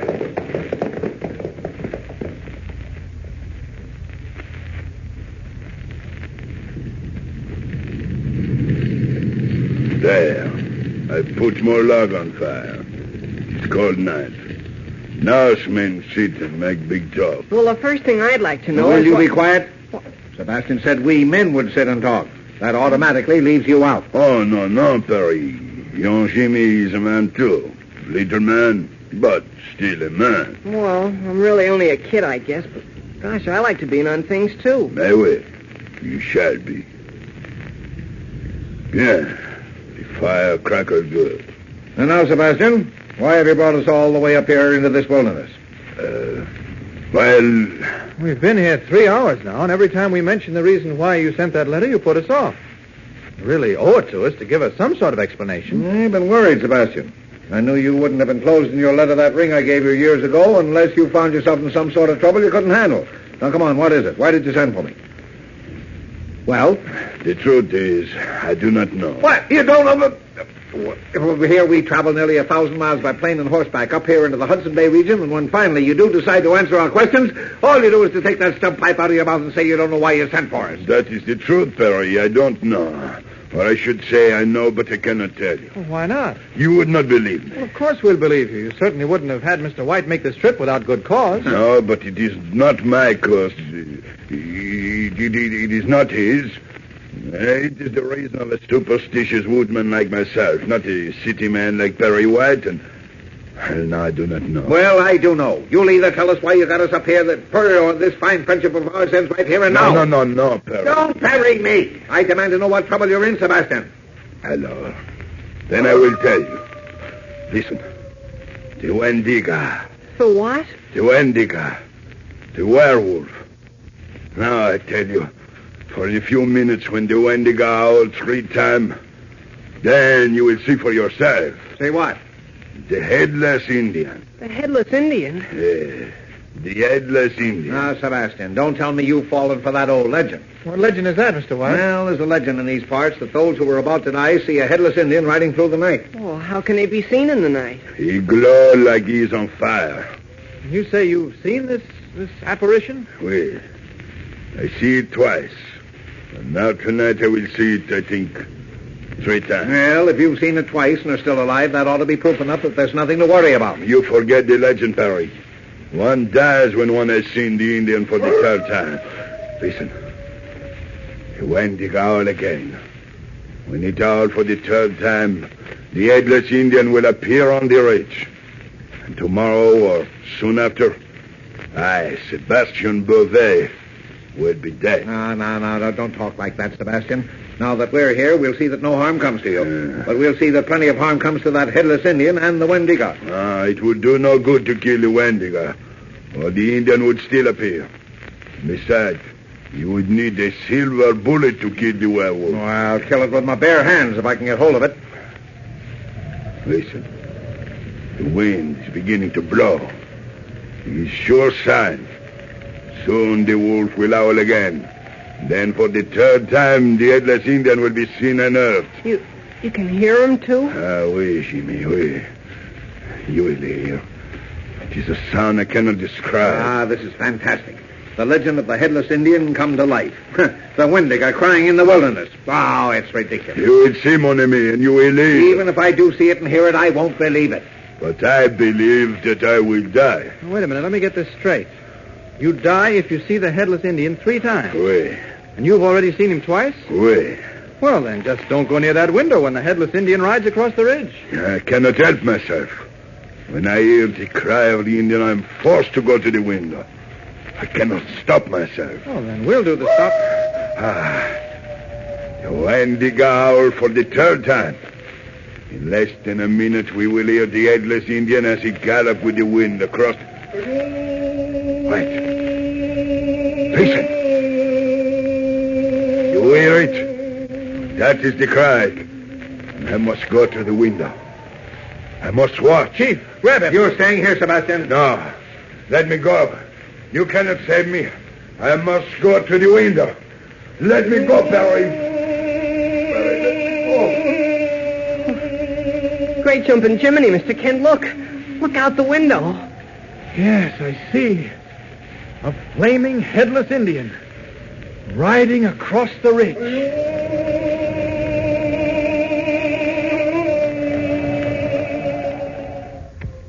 You say that he who sees the Headless Indian 3 times will die? Oui.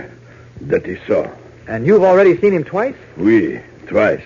Well, then, just don't look at the Headless Indian for a 3rd time. Sure, that's the answer to it. No. You do not understand, my friends. I cannot help myself. When the cry of the Indian is heard, I shall be forced to go to the window. Something pulled me. It is like when the snake charmed the bird. Well, you're not going to be charmed this time. I'll see to that. Great Caesar's ghost. What's that horrible wail? That is the cry of the Headless Indian. I must go to the window. Grab him, Chief. I've got him. No, Perry. Do not try to stop me.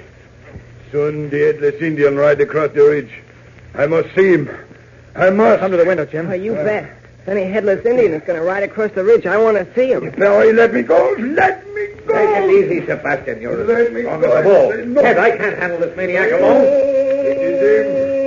You must let me go. Kent. Oh, golly, look. Coming across the ridge. The Headless Indian. A Headless Indian riding a great white horse. He's sort of on fire. See how he glows in the dark? I must see him. I must get to the window. I must. He got away. Leaping mackerel. You knocked Beauvais out cold, Mr. Kent. Gosh, you pack a wallop like Superman. Superman ever retires. I'll take his place, Jim.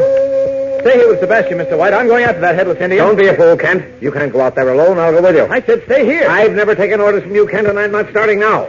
I saw a rifle around here a moment ago. Where is it? There it is, Mr. White, in the corner. Yes. Loaded, Joe. All right, Kent, come on. I'm ready. Mr. White, will you please stay here? I won't be able to do anything if... I'm going along with you, and that's final. All right. Jim, take care of Sebastian when he comes to. Okay, Mr. Kent. Now, come on, Kent. Stop dawdling. We should be able to follow the tracks of that horse in the snow if we hurry. Our coats are in the front hall. Good heavens. Certainly is dark here. Can you find the coats, Kent? Wait a minute, Mr. White. Someone's standing near the door. Someone with a rifle. What? Are you crazy? How can you see anything in this pitch black? Mr. Kent is quite right. Someone is standing near the door. I am. What? Who is it? It's Mr. Graham. What on earth are you doing out here in the dark, Graham? Kent, strike a light, will you? Just a minute. Yeah, that's better. Well, you are carrying a rifle, Graham. What for? I might ask you the same question, Mr. White. As a matter of fact, I was cleaning it in my room and decided to come in and show it to you. Rather good looking, don't you think? No gun is good looking. And anyway, right now, Kent and I have something to do. Really? Yes, we've just seen something that I never would have believed possible. The Headless Indian. The Headless Indian. Why, he's nothing more than an old Northwoods legend, Mr. White. Well, he's a lot more than a legend right now. He's made a raving maniac out of Beauvais. I don't know what kind of hocus-pocus is going on around here, but I'll get to the bottom of it if it's the last thing I do. One must never make rash promises. Chief, are you coming or not? We're wasting precious time. Right with you. Lead the way. See you later, Graham.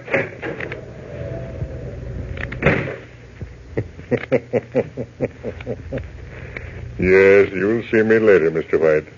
And much sooner than you expect. This rifle. Beautiful weapon. Beautiful. So Perry White and Clark Kent are going to follow the Headless Indian, eh? Well, I must follow Perry White and Clark Kent. The hunt is on.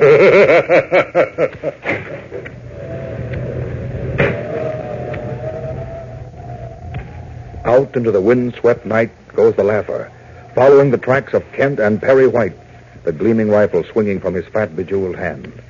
Meanwhile, totally unaware that they're being trailed, Kent and White have found the tracks of a Headless Indian's horse on the ridge and followed them into the snow-covered woods. Well, you know, Kent, I can't understand why Sebastian never followed these tracks before. He could do it a lot easier than we can. He's a skilled woodsman. Probably afraid. Sebastian is superstitious, and the mere thought of a ghost like the Headless Indian... The Headless Indian is no ghost. The proof's right there in front of us. Proof? Where? Well, see that low-hanging branch of that tree where I'm pointing the flashlight? You see where the snow was knocked off? Yes, you're right. Yeah. The Indian hit that with his shoulder as he galloped through here. He didn't gallop. He slowed down to a walk after he got over that ridge and out of sight. What? Well, you can tell by the hoof prints of the horse in the snow. A galloping horse throws back earth or snow from under his hoofs. These prints are clean and sharp. Hey, Chief, you're not a bad woodsman yourself. Forgotten most of what I used to know. Nevertheless, you're right. Wish that wind didn't bite so. We may have a long trail to follow. Yes, you're right, Chief. Why don't you go on back to the lodge? Not on your life. I want to get my hands on whoever's masquerading as a Headless Indian. I don't mind the wind as much as you do. I could go on alone. And probably lose the trail. I'm the woodsman in this outfit, Kent. Oh, excuse me, Daniel Boone. Now, don't be so clever, Kent. One of these days, you'll outsmart even yourself. I'm sorry, Chief. Just having a little fun. Here, wait a minute. What is it? Nothing, I guess. Happened to turn around, wanted to be sure of our bearings so we can get back to the lodge without any trouble. Yes? I thought I saw something ducked behind a tree. Just the effect of the moonlight shadows on the snow, I guess. Hey, Mr. White, how do you figure all this? Figure all what? Sebastian's Headless Indian, that werewolf. Any inkling as to the reason for it all? No, none at all. Unless it's to scare Sebastian away from these parts. Or why, I don't know. I did notice some strange things at the lodge this afternoon, though. You know, there were some other guests beside our party. I don't know much about sportsmen, but it did seem to me that most of them looked, well, pretty tough. That face has changed for the worse, and that's not like Sebastian. What do you mean? And Sebastian was always very careful about his guests. If he didn't think you were up to his standards, he wouldn't have you here. I see. Well... Wait. Hey, something's happening to this trail. Yeah. Yes, the hoof prints are becoming lighter, not quite so deep in the snow. That doesn't make sense. No, it doesn't. Those prints will go right down through the snow to the earth. And they're getting lighter and lighter as we go along. Funny, I can't understand it. Kent, something strange is going on here. Yeah. Something strange is going on here. Not so many trees through here. Yeah, the trail's growing fainter. Looks as if it'll land. Look out, Mr. White! I got you. Oh. Yeah, you're all right. I can't. It's a precipice. So deep I can't see the bottom. Yes, and you almost went right over it. Yeah, right. Well, it's a good thing I was right behind you there and grabbed you. Yeah, well, I don't know. Wait till I get my breath back in a minute. Yeah, you're all right. That was close. Now, Kent, what does this all mean? Those hoof prints ended right here on the edge of this canyon. That horse either leaped off or... No, I don't believe in flying horses. He could never have jumped to the other side. I can just see it from here. Must be 50 yards wide. Those hoof prints in the snow growing lighter. Look here. There, right on the edge of the precipice. His hoofs were barely touching the snow. Barely touching the snow, Kent. You realize what that means? Well, if I see the picture rightly, the horse took off and flew up into the sky. Exactly. No, it isn't possible. Horses can't fly any more than Indians can ride without heads. Come on, Chief. Let's look around and see what we can find in the way of clues. Wait. Should we make our way down into the canyon and see if the horse and rider are at the bottom of it? What? Might have been an accident, you know. Well, that doesn't explain the hoof prints. The light impression in the snow as if the horse were taking off. No, that's true, but I can't believe that the horse actually sprouted wings and took off. Look out, Perry White and Clark Kent. For as you stand on the edge of that canyon, outlined perfectly in the frosty moonlight, back in the darkened woods, at a spot where he can command an excellent view of you both, stands the laugher. He chuckles softly to himself as he examines the rifle in his hand, making sure there is a bullet in the chamber. Slowly, carefully, he raises the rifle to his shoulder and takes careful aim. There's only one thing to be done, Kent. We shall go back and wait until tomorrow morning. Oh, I doubt if we'll find anything. I don't believe that horse sprouted wings and flew, but neither do I believe that he jumped off the edge of this precipice. Well, we'll tell better in the morning. Oh, Mr. White! Oh. Chief! Look out for yourself, Kent. Kent, we'll have to come back here tomorrow and have a look at the bottom of that canyon. Well, we won't find anything. That horse certainly didn't leap into space and kill himself and his rider. Well, he certainly didn't sprout wings and take off like an airplane. Oh, Mr. White! Chief! Look out for yourself, Kent. I've been shot. Chief, no. Mr. White! Great Scott, blood streaming from his temples. Got to get him back to the lodge at once and telephone for a doctor. Off for these clothes. Can't waste precious seconds.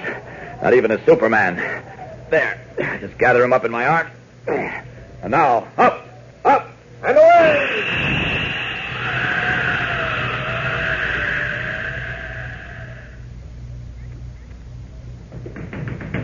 Open up, Jimmy.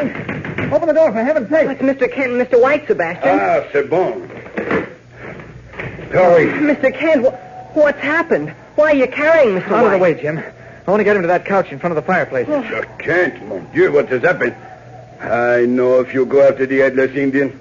Ah, c'est dommage.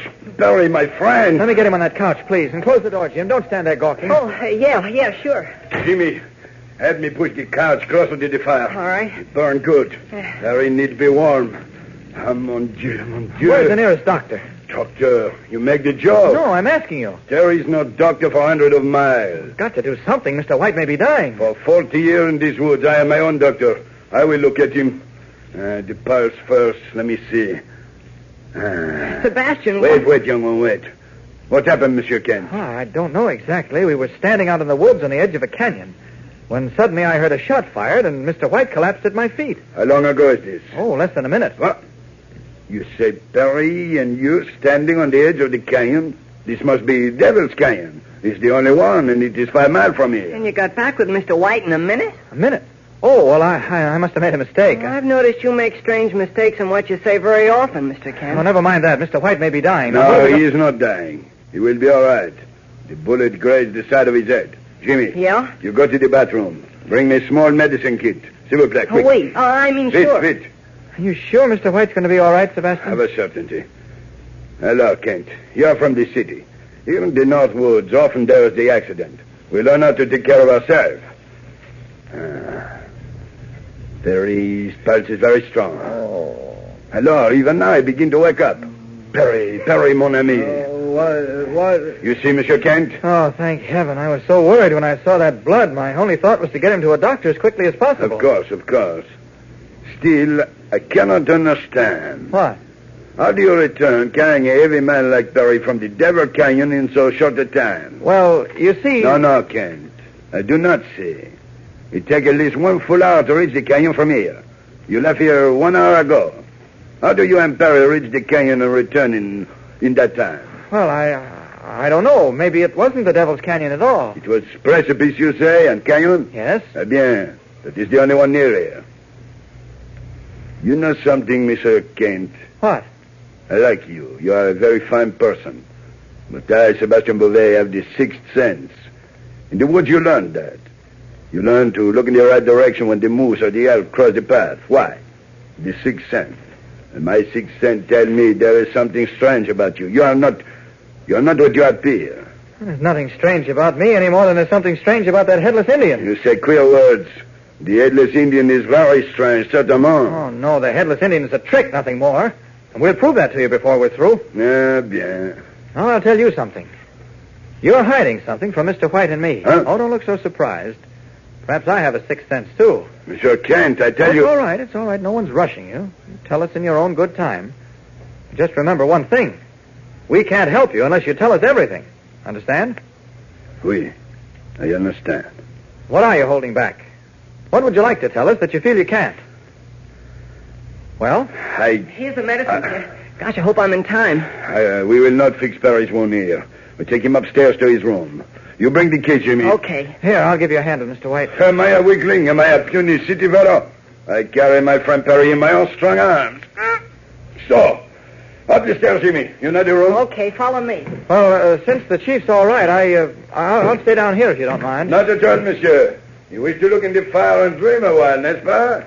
Do not worry about Perry. In the morning, he is as good as new. Bonsoir, Monsieur Kent. Good night, Sebastian. Good night, Jim. Good night. Clark Kent watches the others out of the sight up the stairs, then seats himself before the fire. Slowly, the mantel clock ticks the minutes away, and the fire burns to embers. The clock strikes 1. A few moments later, the outer door opens slowly. It is the laugher who quietly enters the main room of the lodge, rifle in hand. As he moves toward the stairway, the form, not of Kent, but of Superman, rises from behind the couch and stands weirdly silhouetted in red cape and blue suit in the flickering embers of the fire. Wait. What? I want to talk with you, laugher. Come here. Who are you? I cannot see you very well. The room is so dark. Superman. Bless my soul, I believe it is. What in the world are you doing here? Give me that rifle. Just as I thought. This rifle has been fired. I've done a good deal of hunting with it. I mean within the last few hours. What were you doing out in the woods tonight? Attempting to kill Perry White and Clark Kent. Oh? Strange thing. I got White. Saw him drop. But then something happened. What happened? I can't say exactly. I couldn't see very well. It all happened so quickly. Suddenly, neither Kent nor White's body were there. Did you have anything to do with that? I may have. It may also interest you to know that you failed to kill White. Your bullet grazed his temple. He's still alive. But you admit you tried to kill Perry White and almost succeeded. Why not? You recall in our previous meeting, Superman, I analyzed you as the type who would not kill. I also told you that no amount of pain would have any effect on me.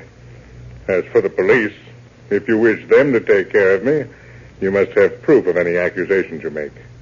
Accusations that cannot be proved, Superman, bounce off me like rubber balls. Well, try and bounce this off your jaw. All right, get up. Dear me, I dislike being buffeted about like a punching bag. I'm so fat it doesn't really hurt. Still, it wounds my dignity. Why, you... Take my word for it. No amount of pummeling will induce me to give up my resolve to get rid of your friends. Take me to the police, even now that I've told you it was I who fired that shot at Perry White, and I will merely deny it. There's the evidence of the rifle, the fact that it's been fired. An accident. I was out hunting in the moonlight, and I mistook Perry White for a deer, let us say. You see, Superman, I have alibis prepared for every emergency. There's nothing you can do to me. There is always something I can do to you. Not now. Why do you look at me so strangely? There are people upstairs. People who mean to me more than my own life. They've been in many tight spots, and I've saved them every time. I'm not going to fail them now. Perry White, Lois Lane, Clark Kent, yes, and young Jimmy Olsen. All shall perish. And there is nothing you can do about it. Oh, my head. Where in the world am I? Now, what happened? You're all right, Mr. White. Don't try to get up. What? Oh, is that you, Jimmy Olsen? Yes, sir. Well, what are you doing here? Great heavens. Can't I even wake up without finding you sitting by my bedside? Well, gosh, Mr. White, Oh, forget it. Oh, what's happened? Where am I?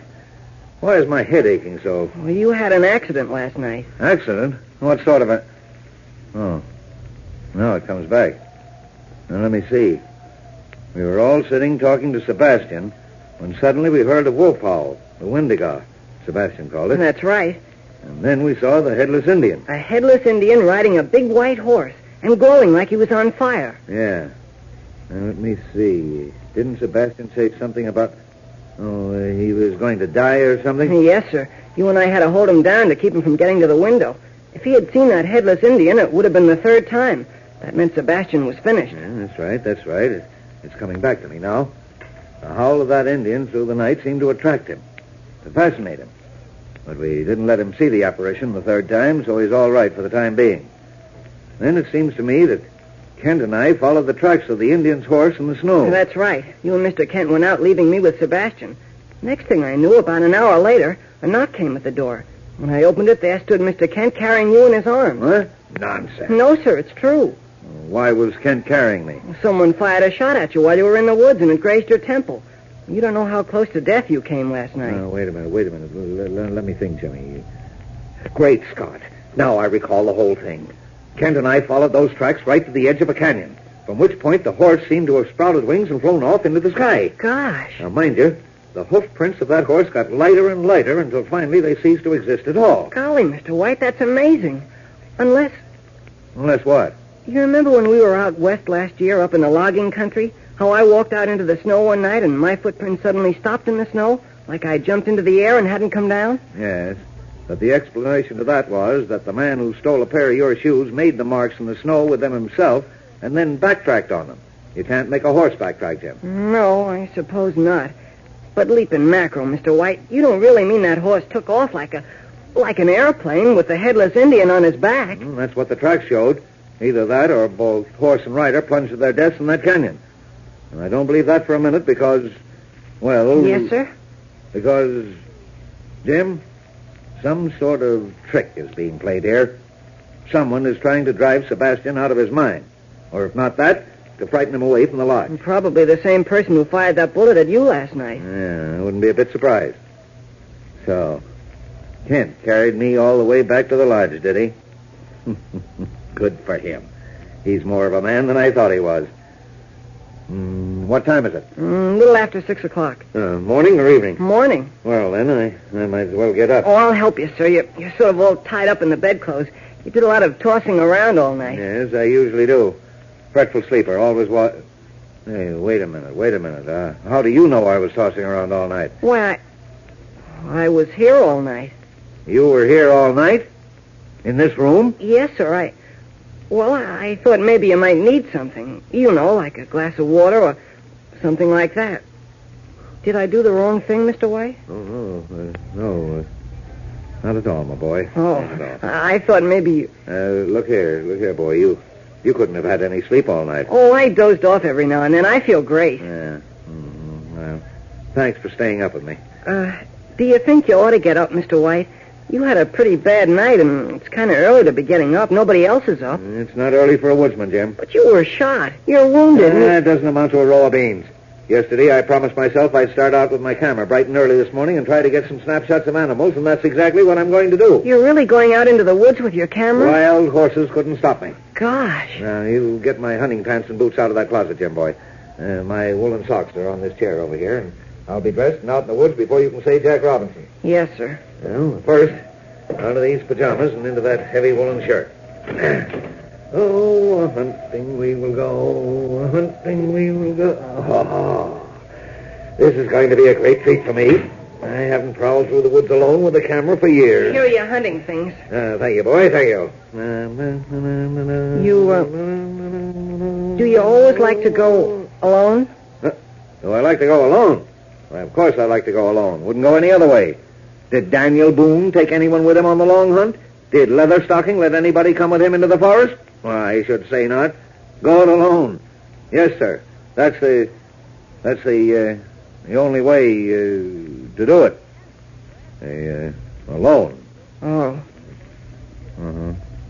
What, You want to go? Oh, gosh, could I, Mr. White? Could I? Oh, yes. Oh, golly, leaping mackerel, that's great. My gosh, quiet, you little imp. You want to wake up everyone in the lodge? If you do, they'll all want to go. Oh, golly, I'm sorry. I didn't think. Well, think next time. Oh, I'll be dressed in the jiffy. You hurry up and get those hunting things on that Kent bought for Oh, us. yes, sir. Oh, yes, sir. I'll be back in no time. No time at all. Oh, didn't I tell him to be quiet? The blasted little... Sat by my bed all night. All night. Well. A little...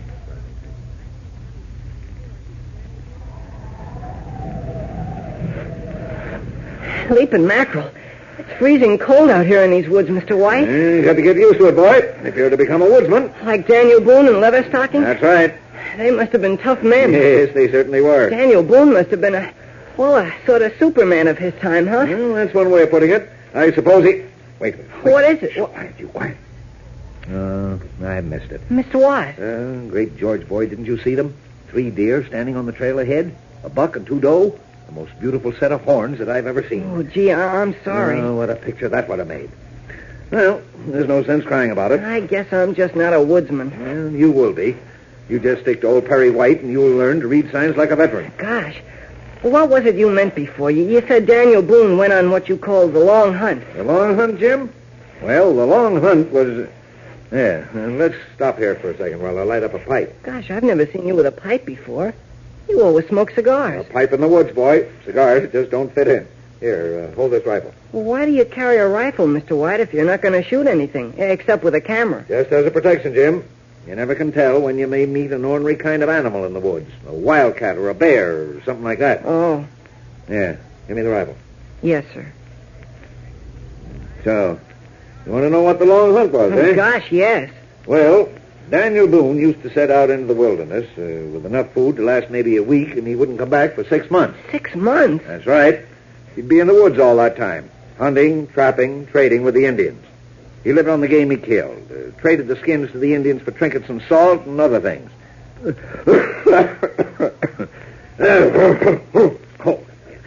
But he got just enough to live on. And after 6 months or so, he'd return to the stockade with a pack of skins on his back, and he'd trade those skins in at the general store for enough food and clothing to keep him through the next 6 months. Gosh, how could a man live in the woods all that time, all by himself? It can be done. Anyhow, Boone did it. Well, come on, let's get started again. Can I carry the rifle? May I carry the rifle? May I carry the rifle? No. Yes, sir. You're too young yet to handle firearms, Jim. Many a boy is hurt, yes, and many a man, too, because he doesn't know how to handle guns properly. Guns are dangerous, Jim, and you've got to know how to use them, loaded or unloaded. Yes, sir. What was that, Mr. White? Just a partridge getting up. Oh, golly, it made me jump. Yes, partridges are like that. They wait till you get past them, and then off they go. Now, let's see. That partridge must have been sitting watching us back there, way back there by that tree. Never mind back there. Look what's on the trail ahead. There's a picture. What's that? Here, take this camera, quick. Sure, but why? You take the pictures. I want to have this rifle handy. But it's just a bear. I saw bears like that in Yellowstone Park when I was there. That's not exactly the kind of bear you find in Yellowstone, Jim. It's a grizzly. One of the largest I've seen, but it's not tame. There's nothing to be scared of, is there? Well, the bear's coming this way, and... Look, he sees us. Gosh, he's getting up on his hind legs. Sleeping mackerel, look at that mouth. Here, get behind me. What? Get behind me, I said. That bear. He's coming toward us. That bear means business. I've got to shoot. Well, here goes. Jim! Mr. White, what's it? The bear's coming straight for us, and this rifle is loaded. The rifle, Jim. I've got to load it. It's empty. Sleeping mackerel, Mr. White, what do we do? Run, Jim. Start running. No, I'm staying with Will you. you do as I say? Run for your life. No. I'll hold the bear off long enough for you to get away. No, sir, I'm staying here. Jim, in the name of heaven. Oh, never mind. It's too late now. I'll have to use my hunting knife. You can't do it. Look, he'll kill us both. If you won't run, then get behind me, Jim. Here he comes. Look at his mouth. His mouth. The huge grizzly, eyes blazing, fangs dripping, carries Perry White to the ground with the impact of his rushing body. Over and over in the snow they rolled, the long, thin blade of the hunting knife glinting in the sun as White drives it home again and again. Meanwhile, back at the hunting lodge, unaware of the danger his friends are in, Superman, in his disguise of Clark Kent, sits at a table in the dining room and is about to begin breakfast. As soon as I finish breakfast, I better go up and see how Mr. White is doing. Oh, hello, Lois. Well, up early, I see. Hello, Clark. Yes, I thought I'd get up early and go for a walk in the woods. Hey, great idea. I'll go with you. Well, maybe Mr. White and Jimmy would like to go along, too. After what happened last night? Oh, I forgot. You don't know what happened last night. What? You don't know about the Headless Indian and the chief almost getting killed. What in the world are you talking about? Oh, sit down. Have some breakfast. I'll tell you all about it. Please do. Headless Indians. What in heaven's name do you mean? Will you have some breakfast? No, thanks. I'll wait. Go ahead with what happened last night. Well, after you went to bed, we all sat around the fireplace in the main room. Yes? Sebastian finally decided to tell us why he had gotten us up here, why it was so urgent. Yes, go on. Well, it seems there's a legend hereabouts that concerns a headless Indian who rides the forest at night on a huge white horse. And it's said that whoever sees the headless Indian 3 times will die. Sebastian has seen the headless Indian twice. What? Mm-hmm, and almost saw him for the 3rd time last night. Oh, Clark, now this is stupid. Well, that's what I thought until I saw the headless Indian. You saw? I certainly did. First we heard the cry of a wolf, and then the Indian, yowling like a banshee, came riding across the ridge there in front of the lodge. How could you see him in the dark? Well, last night was pretty clear with a full moon. And besides, this Indian is not only headless, but he glows in the dark like an incandescent lamp. Oh, Clark, you're kidding. On my word of honor. That's how Mr. White came to get hurt. He and I set out to follow the tracks of the horse in the snow. Yes? Well, we followed them to a place called the Devil's Canyon. As we approached, we noticed that the hoof prints in the snow were getting lighter. Getting lighter? Mm-hmm. Well, how could that be? I don't know. It seemed as if the horse's hoofs were barely touching the snow. And when we reached the edge of the canyon, we found that the hoof print stopped entirely. Which meant that the horse either plunged over, carrying the headless Indian with him, or just took off into the air. Exactly. Now, listen, Clark, you don't believe that. Well, I believe it, and I don't believe it. Well, that's silly. How can you believe a thing and not believe it all at the same time? Remember the tiny men? Oh, yes, Well, I do. I told you the tiny men existed, and yet they didn't exist. That's exactly what I mean about this headless Indian and his flying horse. Oh, I see. You mean somebody's playing tricks? Exactly. Why? Well, we'll get to that later. First, let me finish my story. While White and I were standing on the edge of the canyon, a shot was fired from a rifle somewhere in the forest behind us. And the bullet grazed the chief's temple. Great heavens. Oh, he wasn't seriously hurt, though. I was afraid he was until I got him back here. I flew back with him as quickly as I could. What did you say? I said I hurried back with him as quick as I... Monsieur Kent? Oh, yes, George. I'm through. You may remove the dishes. Très bien, monsieur. It is not for this reason I speak. Oh, something you want to tell me? Oui. This morning, very early, Monsieur White and the young boy, Jimmy, they leave to go hunting. They asked me to tell you they come by breakfast. Great Scott. Clark, for heaven's sakes, why did you jump up? Oh, look, you've knocked over practically everything on the table. I just thought of something. I've got to go after those two. What for? Well, it's not safe in those woods. Oh, for heaven's sake, Clark, sit down. What could you do for them anyway? There's nothing to worry, Monsieur Kent. They have the damn rifle. No harm will come. Monsieur Graham, he come in only 20 minutes ago with 2 fine partridge. Nothing happened to him. Mr. Graham was hunting this morning also? Oui. He leaves short time after Monsieur White and Jimmy. Lois, you'll have to excuse me. I feel a little nervous. I've got some medicine in my room that I take when my nerves... I'll be right back.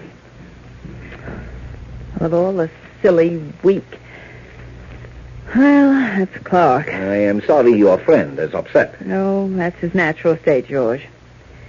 How about some breakfast for me? Oui. What would you like? Perhaps I might have the privilege of ordering Miss Lane's breakfast for her. Mr. Graham, good morning. May I sit with you? Please do. I'd love it. Thank you. George, I think French pancakes will go especially well this morning for Miss Lane and myself. And some toast, lightly done, golden, crispy brown. Comprenez-vous? Oh, oui, Monsieur Graham, oui. Mm-hmm. Well, Miss Lane, it's indeed a pleasure. I didn't expect to find you at breakfast at this early hour. It's hardly early for you. I understand you've been out hunting. Yes, fairly good luck. Managed to get a brace of partridge. We'll have them for lunch if you'll join me. I'd love it. You know, Mr. Graham, you're a fascinating man. Dear me. It is rather early for compliments. I didn't mean it exactly as a compliment. I meant that, well, your appearance, for one thing. I'm afraid that counts against me. How can a man be fascinating when he's the unfortunate possessor of 3 chins and 200 pounds of weight he could well do without? I don't know. Somehow in your case it doesn't matter. You're well-tailored, well, I must confess, if you don't mind, you do sort of cover yourself with diamonds. Yes. I know it's vulgar. But I have a weakness for precious jewels. You'll overlook it, I hope. Oh, of course. Ever done any hunting, Miss Lane? No, never have. Would you like to? Oh, I don't think so. I couldn't bear to kill anything. That's quite understandable, of course. However, you have no objection to shooting at a sport, and nothing more than that, I trust. I mean to say mere target shooting. Oh, no, of course not. Well, then suppose you and I go out after breakfast and take a couple of guns with us. Oh, no. Matter of fact, I've never even fired a gun. Then I'll teach you. No, really, I don't think I'd... Oh, come, Miss Lane. You're not afraid of me, are you? Well, to tell the truth, I don't know. Sometimes I don't know, I detect a look in your eye that... I sound like a schoolgirl now. Then you will come. Target shooting's a great deal of fun. You can aim at trees and twigs and rocks and that sort of thing. You'll enjoy it, believe me. All right, I'll come. Don't let me get in your way, will you? That's exactly what I want you to do, to get in my way. That was a queer thing to say. And you had that look in your eye. Schoolgirl?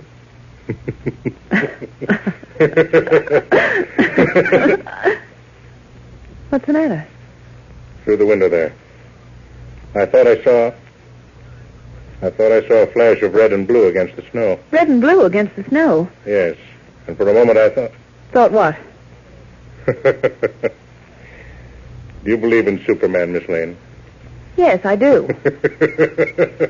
Why are you laughing, sir? Just a private joke, Miss Lane. A private little joke of my own. A flash of red and blue against the snow? Yes, for Superman is winging his way through the forest, following the trail left by Perry White and Jimmy, hoping he'll be in time to save his friends from the Lapper. But this time, it is not the Lapper who threatens their lives. A terrible scene is taking place in the deep vastness of the woods. Still fighting valiantly, though weakly, about to collapse any moment, Perry White, badly clawed and bitten, struggles to hold onto the knife, which is his only defense. Strives to find the strength to keep the monstrous grizzly at bay while Jimmy escapes. Jim, run, boy, run. Save yourself. I'm finished. No, I won't. I can't. I'm going to stick with you. Don't be a fool, boy. Mr. White. What can I do? If only Mr. Kent were here, or Superman. I'll have to run for help. He's coming after me. Superman, help me. Superman. Glad to, Jim. Glad to. Superman. Oh, fainted dead away. Just as well he doesn't see what's going to happen here. Well, sorry to do this to you, old man. And this. And also this. One in the stomach won't do any harm. There, that took all the fight out of you. Now then, I wonder where... Great Scott, there's Mr. White lying in the snow. From the looks of it. Mr. White. Mr. White. Oh, no, it mustn't be. Oh, his pulse. I can still feel it. Oh, but that bear did a thorough job. His clothes are practically torn from his body. His face, his arms and chest. I've got to get him back to the lodge quickly. Superman. Nothing to worry about now, Jim. Look here, I've got to get your friend Mr. White back to the hunting lodge. I'll carry him on my back and take you under my arm. You all set? I'll say. And here we go. Up, and away! Streaking through the air, grazing the tops of the tallest pine trees, Superman reaches the hunting lodge in a matter of seconds. He stops at the front door, deposits Jimmy on the hard-packed ground. There. You coming in, Superman? No, I've other things to do. Get Beauvais to look at Mr. White right away. Good luck. Up, and away! Leaping mackerel, he's gone. I got to get Mr. White inside right away. Jimmy, what? Mon Dieu. What have happened now? Mr. White and I got mixed up with a bear. Mr. White tried to fight off the bear. No, don't explain. I can see what happened. We must get him inside quick. Oh, mon Dieu, c'est terrible. I'll give you a hand. Oui. George, Henri, the medicine kit in my room. Get it quickly. Also warm water. Plenty of warm water. There. We put him on this couch. The bear, he do his work well. Here comes Mr. Kent from upstairs. Hello, Jim. Sebastian. What in the world? He cannot hear you. Why did I ask him to leave Metropolis and come here? Last night he's almost killed. Today it looks certain. Oh, don't say that. There's still a chance. He still has a pulse. How do you know? What? Oh, well, I just assumed. Oh, this is no time for questions. What do you think had better be done? I am thinking. Yes. It is the only thing to do. Here is the medicine kit. George, go back to my room and turn on the shortwave radio. You are going to speak with Lake Mindle Station? Oui, hurry. What's this about a shortwave radio? I have one in my room. I play chess with my friend Lieutenant Bennett at the Royal Mounted Police Station in Lake Minto. You play chess with him? Oui. Open that bottle of iodine. That's it. You must put iodine on these wounds or there will be infection. Okay. Yes. Bennett of the Mounties, a great chess player. I, too, love the game.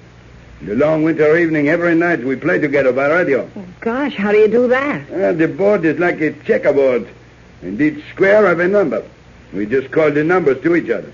What are you going to do when you get in touch with Bennett? I'll find out if there is a plane coming in soon. We have got to get Perry to a doctor, and very quickly. You sure he's that badly hurt? He have 2, maybe 3 ribs broken.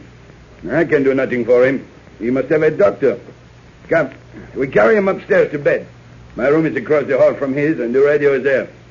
By the time we get upstairs, the radio will be warm up. All right, I'll take his feet. You take his head. No. Careful on the stairs. That's right. Okay. Golly, he looks awful, Mr. Kent. His face is so white, except for those big claw marks. Oh, he'll be all right, Jim. He'll be all right, believe me. His room is just down here. The radio here is ready, Sebastian. C'est bon. All right, Monsieur Kent, in here. Right. Oh, mon Dieu. Was there ever such trouble? All is so peaceful here 1 month ago. Now the Headless Indian rides at night, and my friend Perry, he... All right, leave him on the bed. So, we go across to my room now. I talked to Bennett at the mountain station at Lake Minto. I have made contact already. Bennett, he waits to speak with you. Oh, I will throw the key. Hello, Bennett? Hello, Sebastian. Don't tell me you want to play chess at this hour of the day. No. Listen to me, my friend, and do not interrupt. I have great trouble here. One of my guests, my dear friend Perry White, he have been bad clawed and beaten by Grizzly. We have got to get him to Ottawa quick. How soon you expect another plane? There's a forest patrol plane here now. We'll hold it for you. It'll take you about 2 days to get here. Will your friend last that long? He will have to.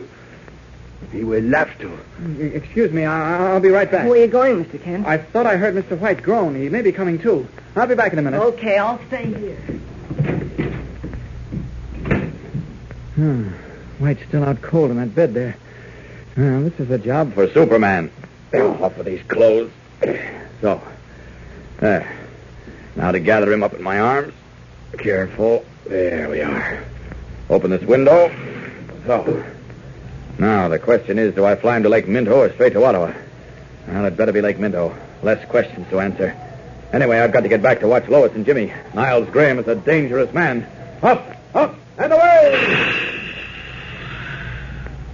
Lois and Jimmy must not be left unprotected, says Superman to himself. For the Laugher, or Niles Graham, as he calls himself, means to do away with him. But unknown to the Man of Steel, at the very moment he is carrying Perry White toward Lake Minto with the speed of light, Lois, unsuspecting, is deep in the forest with the Laugher. Listen.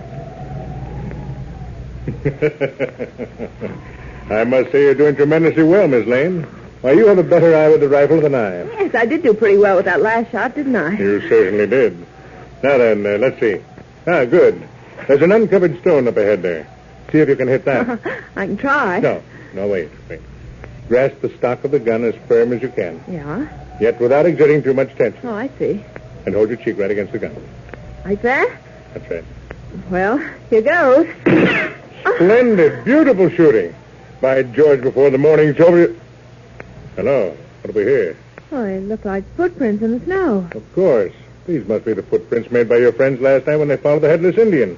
Yes, see there? The marks of hoofprints. Oh, I wanted to see that spot where they said the horse either plunged into the canyon or took to the air. Could we follow them? Certainly. Come along. I've never followed a trail like this before. This is exciting. Makes me feel like Sherlock Holmes. Or Mrs. Sherlock Holmes. Oh, there's the canyon ahead, I believe. Yes, that's it, all right. Incidentally, I don't believe that story of Kent's. What story? Kent claims that someone fired that shot at White from somewhere back in the woods. Well? Anyone who wanted to kill White could have gotten close enough through the thickness of the forest. Close enough to be sure of killing him without being seen. Someone must have fired the shot. Mr. White was wounded. Of course, someone fired it. Kent himself. I don't follow you, Mr. Graham. I'm convinced it was an accident. Kent slipped while carrying the rifle, and then when the damage was done was afraid to admit his mistake. Oh, I don't believe that. Clark's Well, he's somewhat of a physical coward, but I don't think he's a moral coward as well. Maybe you're right. It's wrong of me to think anything like that of Kent. I'll tell you what I'd like to do, though. What? You stay here on the edge of this canyon just where White and Kent stood last night. I'll walk back into the woods and then see how close I can get to you without your seeing me. All right. It won't take long to do. Well, don't hurry. We've got all day. On the contrary, Miss Lane, I like to get these things over with quickly.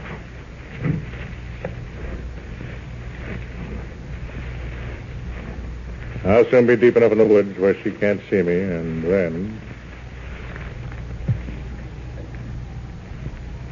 Now then, let's see. Ah, yes. There she is, peering intently into the woods.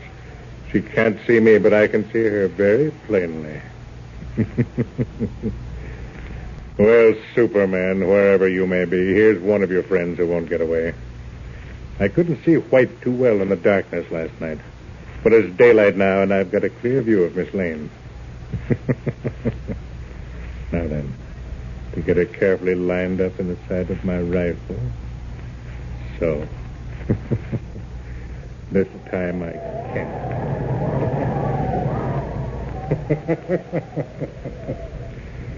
Well, Superman, wherever you may be, here's one of your friends that won't get away. Now then, to get her carefully lined up the sight of my rifle placed just over her heart.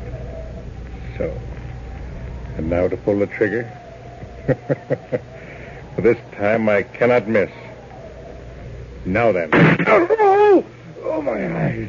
My eyes. The gun exploded. Oh. This way, Miss Lane. Over here. I'm coming. Mr. Graham. Help me. Help me. Mr. Graham. Your face. The rifle exploded in my face. Get me to the lodge. How, Mr. Graham? I can't carry you. You've got to help me. You've got to. I've got to get back to the lodge. See if you can get to your feet. I can't possibly lift you alone. I can try. That's it. There, I'll try to support you as much as I can, but you'll have to walk by yourself. I can't see. I can't see. I'll lead you. So long as you keep on your feet, we're all right. Do you think you can reach the lodge? I must reach the lodge. I won't leave you. We'd better hurry. It's beginning to snow. Snow? Yes, you're right. It'll turn to a blizzard in no time. You may lose the trail. Let us go. Hurry. Hurry. Lois and the Laffer struggle on through the forest. Hours later, frozen with cold, blinded by a raging blizzard, the Laffer stumbles and falls to his knees in the snow. I can't go any further. We must stop here, Miss Lane. All right. All right. Miss Lane. Yes. You're lost. No, I'm not. Oh, come, admit it. Admit it. Yes, I am. I've tried to keep it from you. You were right. This is a blizzard. I can't see 10 feet ahead of me. I'm afraid I've lost the trail. I think I lost it hours ago. I've just been walking in the... Stop laughing like that. I'm sorry. I'm in pain. You must know that. You've got to pull yourself together if we're ever going to reach the lodge. Yes. I can. I will. It's getting dark. It's almost twilight. Keep going. Keep going. The lodge may be... Oh, get up. Please, Mr. Graham, won't you please get up? We've got to go on. We've just got to. We'll be frozen to death if we stay here. What can I do with him? What can I do to make him? You've got to get to your feet. We've got to keep going. We may reach the lodge any minute now. It's dark, isn't it? It's night now, isn't it? Yes, but I've just been moving forward anyhow. I think I'm going in the right direction. No, you're not. You're lost, Miss Lane. We're both lost. We haven't a chance. Oh, don't say that. I've got to get you back to the lodge. I can't let you die. I've got to get you back. You're too nice a person, Mr. Graham. You're too fine. It wasn't your fault that the gun exploded. Why are you laughing that way? Why do you always laugh? I'm known as the Laugher. The Laugher. That's a strange name. I'm known as that because I'll always find something to laugh at. I shall even laugh at my own death. You talk so strangely. Strangely? Your friend Superman would understand. Superman? What's he got to do with this? Listen to me. What do you think I was aiming at when the rifle exploded in my face? I don't know. You probably saw an animal. Yes, I saw an animal. A human animal. You. It's me. I don't understand. I was going to kill you, Miss Lane. But the bullet exploded in the rifle chamber.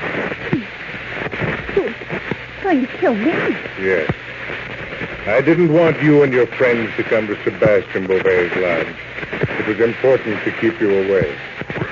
When, thanks to Superman, you succeeded. I tried to do away with Perry White. And failed. And failed because of Superman again.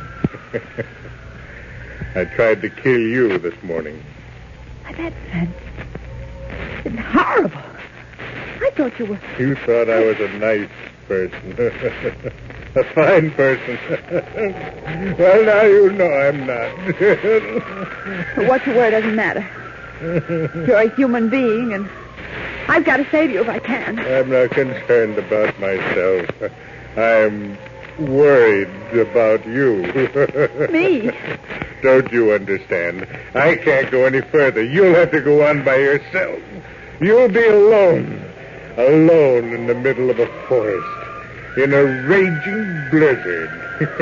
Well, what of it? I'll make the lodge somehow. I will make it, you hear? I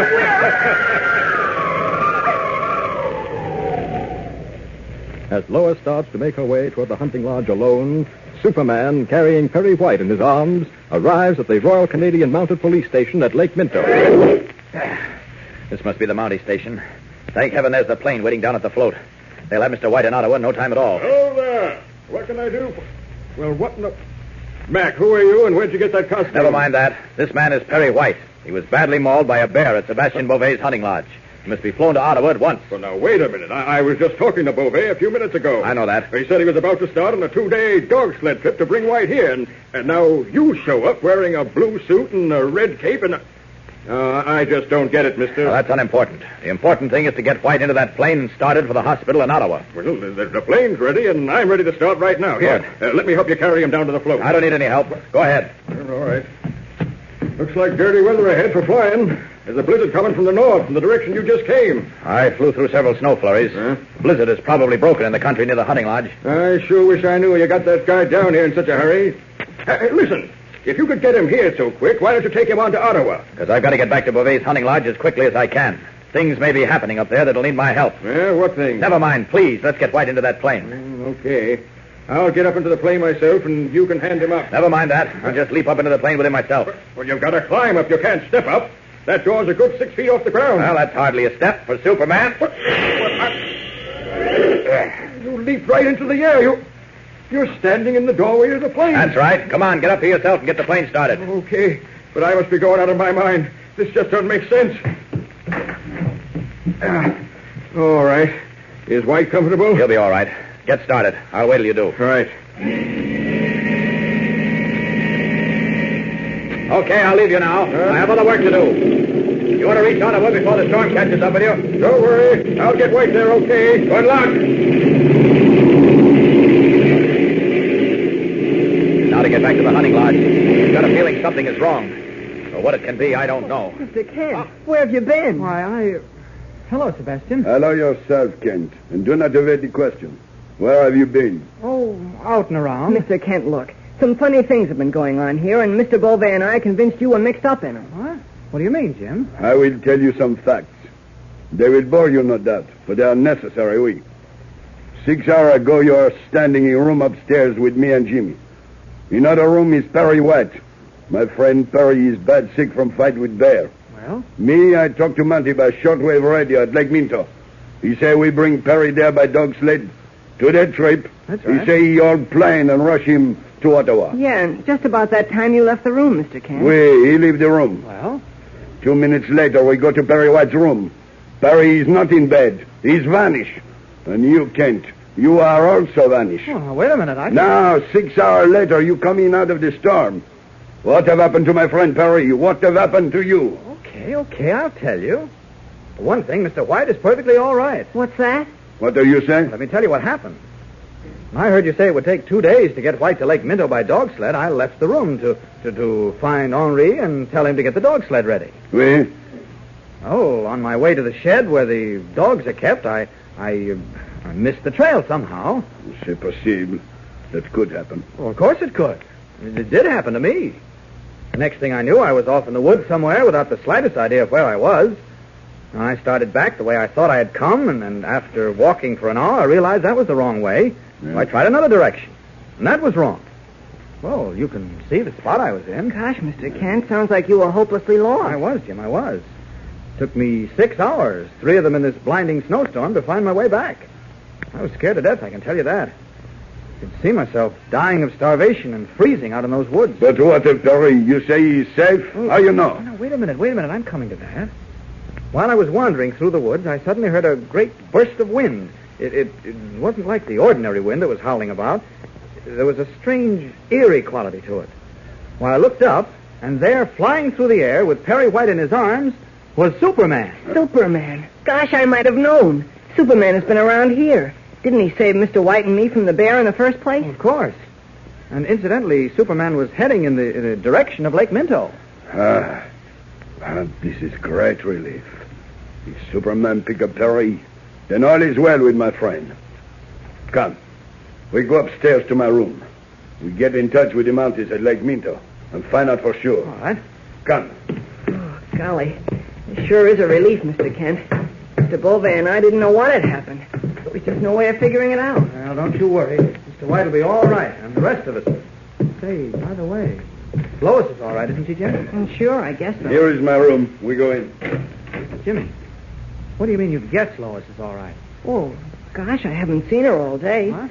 Mr. Beauvais and I have been running all over the place trying to find you and Mr. White.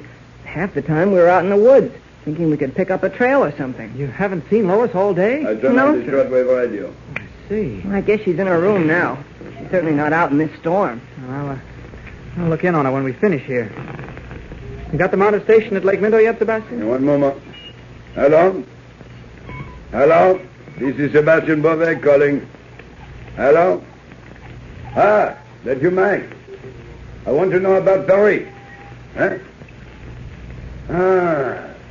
Oh, magnifique. Très magnifique. Oui. C'est bon. Merci mille fois. Bonsoir, Mike. Well? Mr. White, is he... Perry is all right. He's taken there by Superman. You see? Perry is now on his way by airplane to Ottawa. He will be all right. It is a relief to me, this. Oh, golly, same here. You know what I'm going to do now? What, Jim? I'm going to go to bed and sleep for the next 3 days. Yes, you must be exhausted, Jim. Walk down to Lois's room with me first, will you? I want to say goodnight to her before turning in. Oh, sure, Mr. Kent. You will leave soon for Metropolis, Monsieur Kent? Leave for Metropolis? What do you mean, Sebastian? Well, Perry is gone. Why for you stay? Well, we've still got to clean up the mystery of this Headless Indian.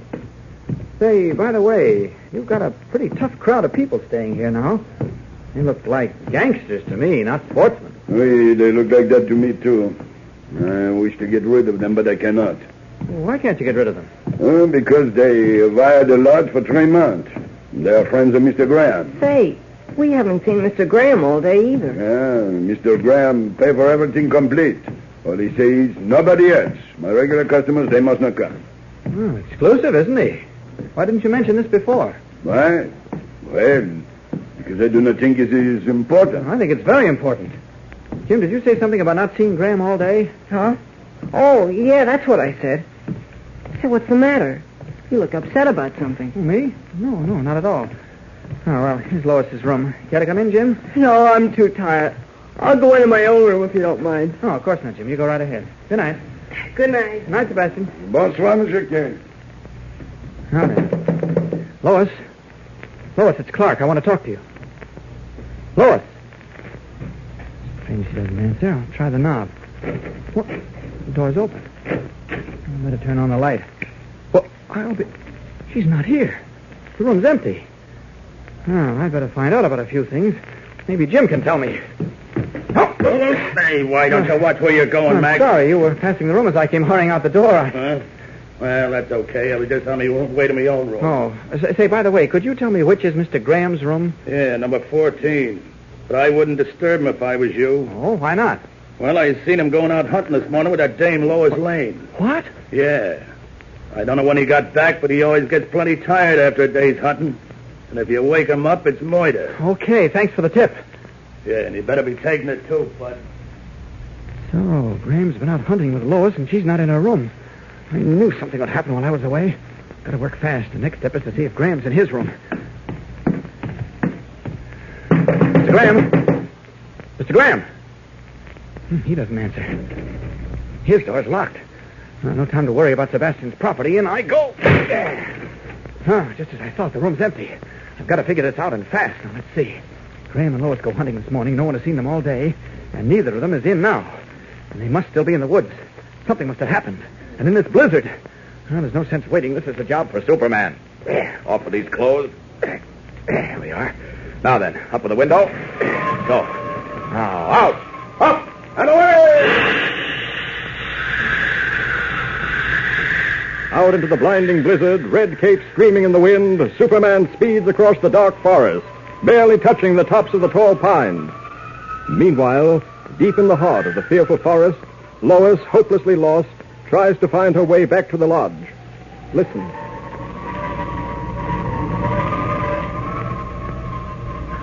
Oh, snow is waist deep. I can hardly move against it. I've got to keep going. I must reach the lodge. What's that? Stay away from me. Oh,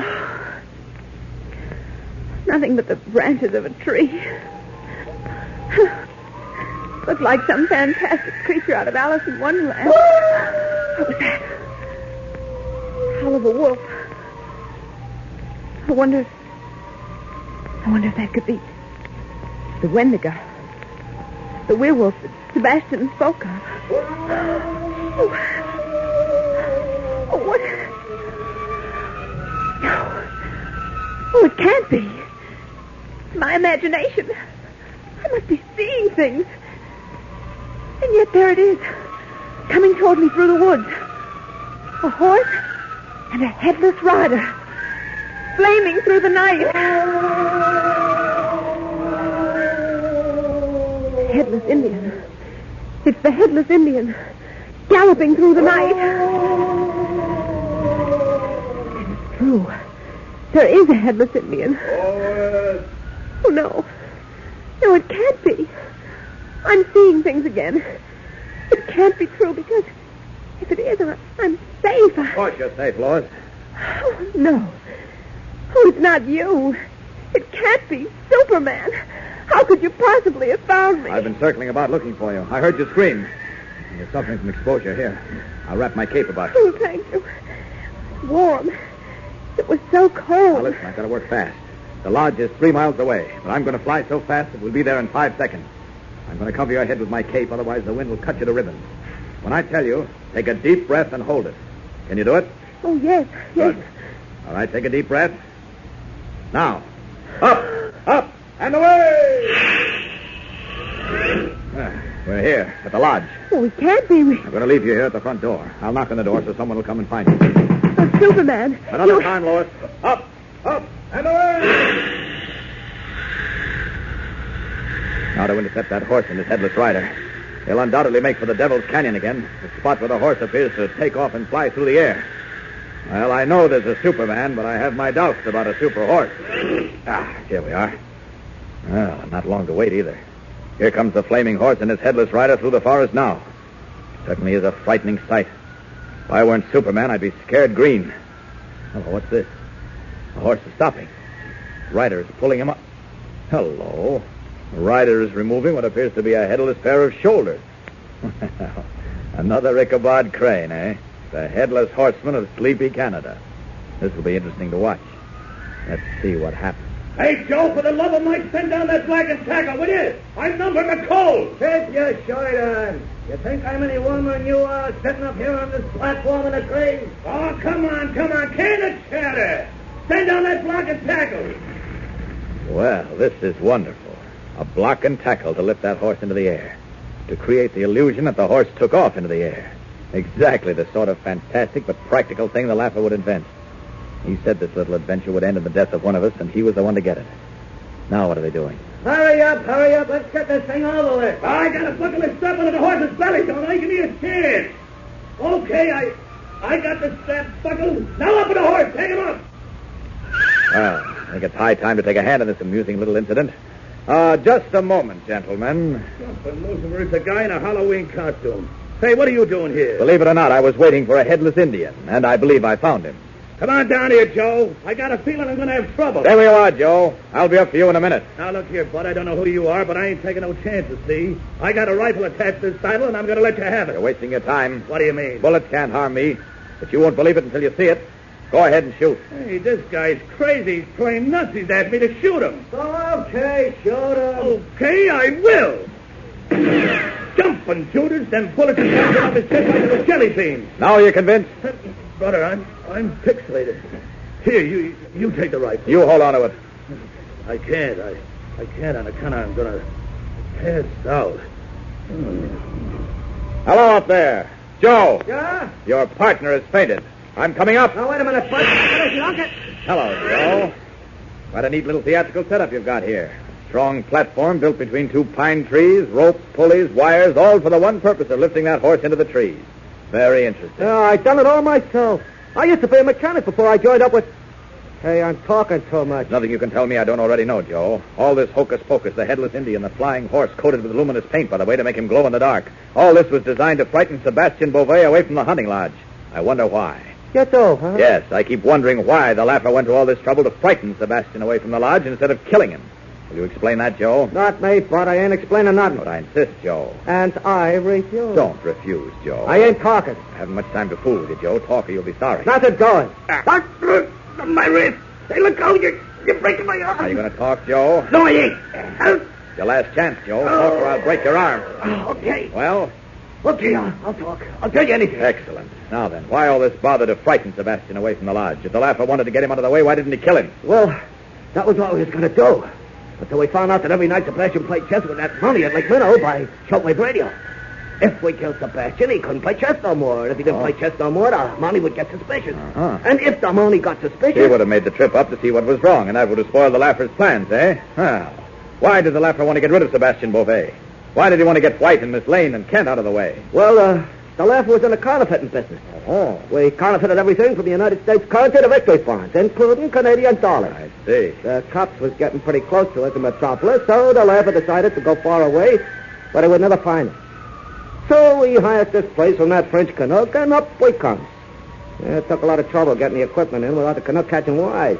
We told him all them cases and things was hunting equipment and stuff like that. Mm-hmm. I don't think he ever really believed it, but there wasn't much he could do. We set the stuff up in the cellar, and we've been working there ever since. The cellar? We made sure the Canuck stayed out of the cellar, I can tell you that. Well, that about answers everything. Okay, Joe, now I'm going to take you for a little ride. Hey, wait a minute. I told you everything you wanted to know, didn't I? What do you want to put me off? Oh, you misinterpret me, Joe. We're going for a little ride back to the lodge, where I intend to clean up this mess as quickly as possible. I'll just tuck you under this arm. Hey, stop it! Will you stop it? And we'll pick up your sidekick on the way down. Now to tuck him under the other arm. There we are.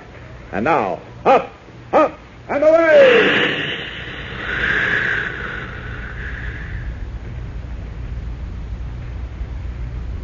And I tell you, my friends, for the first time in 2 months, I can sit back and enjoy myself. Me too. No more worry, no more trouble. Well, the Northwest Mounted should be here by tomorrow night if they make good time. They can take your customers back with them. Say, by the way, Sebastian, you're sure they can't get out of those rooms we locked them in? No, it is impossible. You know, I used to amazed when I see all that counterfeiting machinery in the cellar. I should think you would have been. Yeah, never once they let me go into the cellar. I know it's something wrong, but what? I do not know. This Mr. Graham, he is the head of the great counterfeiting business? You mean counterfeiting racket? Oui. He was the man known as the Laugher? He certainly was. I was never so shocked in my life as when he confessed everything to me out there in the woods just before he died. Day after tomorrow, you will go back with the Mounties, n'est-ce pas? Yes, Sebastian. I'll be sorry to leave you. Somehow, despite all the danger and excitement, I've sort of enjoyed myself up here.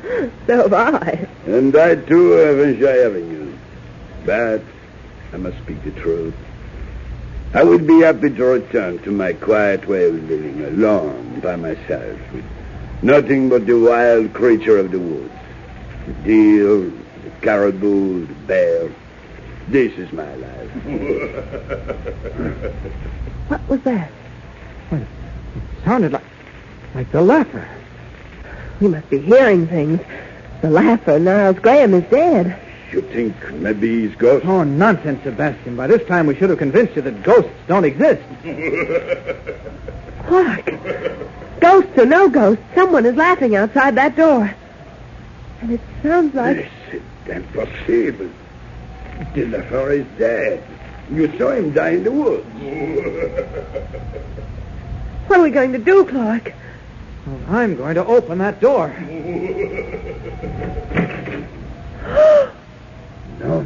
No. Impossible. It can't be. Our friends sat bolt upright, their eyes wide with amazement, for it sounded like the Laugher himself. Yet the Laugher was dead. Listen. Great Scott. Graham. None. It is the Laugher. It is the Laugher come back from the grave. Good evening, Miss Lane.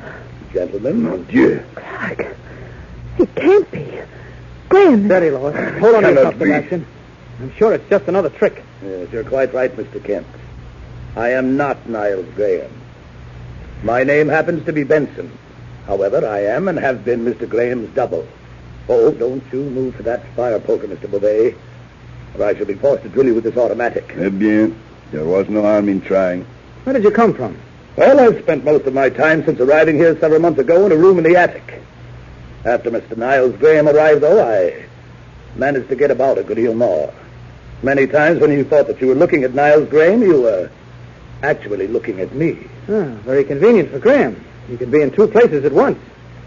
I understand that you've got the boys locked up awaiting the arrival of the Mounties. Well, let me tell you that after I've taken care of you, I'll see that the boys go free. After you've taken care of us? Yes. What do you mean? Why, my dear Mr. Kent, you don't really expect to leave this room alive, do you? But you can't kill us in cold blood. No, please. Please don't kill us. I couldn't bear to die. Now, come, Mr. Kent. Take it like a man. Oh, no, please. I can't stand it. He's fainted. Look out, Kent. Oh, blast it all, he's thrown his arms around. And this is the chance for which I pray. How you stand back, you up? Oh, good for you, Sebastian. Get his gun. Oui, mademoiselle. I've got it. Poor Monsieur Kent, he's beginning to revive. Poor Monsieur Kent, nothing. He's always fainting whenever there's danger. So I got to admit, I suppose he saved our lives this time. Oui, it is the truth. This fat one has come to life again, too. I think we will tie him up and put him in the room with the others. That's a good idea. Now, at last, this business is really ended. Now there will be no more trouble. No, indeed. No more troubles. Thanks to Superman. No more troubles, Lois? Well, we'll see. It was not long afterward when they were all back home in Metropolis. In fact, it was on the very day that Perry White was to leave the hospital where he had been recovering from the wounds inflicted upon him by the grizzly bear, that new troubles began for our friends.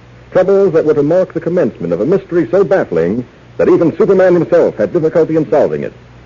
It all began when Superman, in his disguise of Clark Kent, when shopping for a present for Perry White along with Lois and Jimmy Olsen. The three were walking along the main shopping street of Metropolis discussing appropriate gift items. What I say is, how can we buy anything from Mr. White when we don't even know what he'd like? We know what he likes, Jim, but he's got everything he needs. The best I can think of is a box of cigars. It makes me almost sick to think of it, too. Seems to smoke the foulest cigars. You got any ideas, Clark? No, can't think of a thing, really. I've been watching these store windows pretty carefully, hoping they'd be able to offer some suggestion, but so far no luck.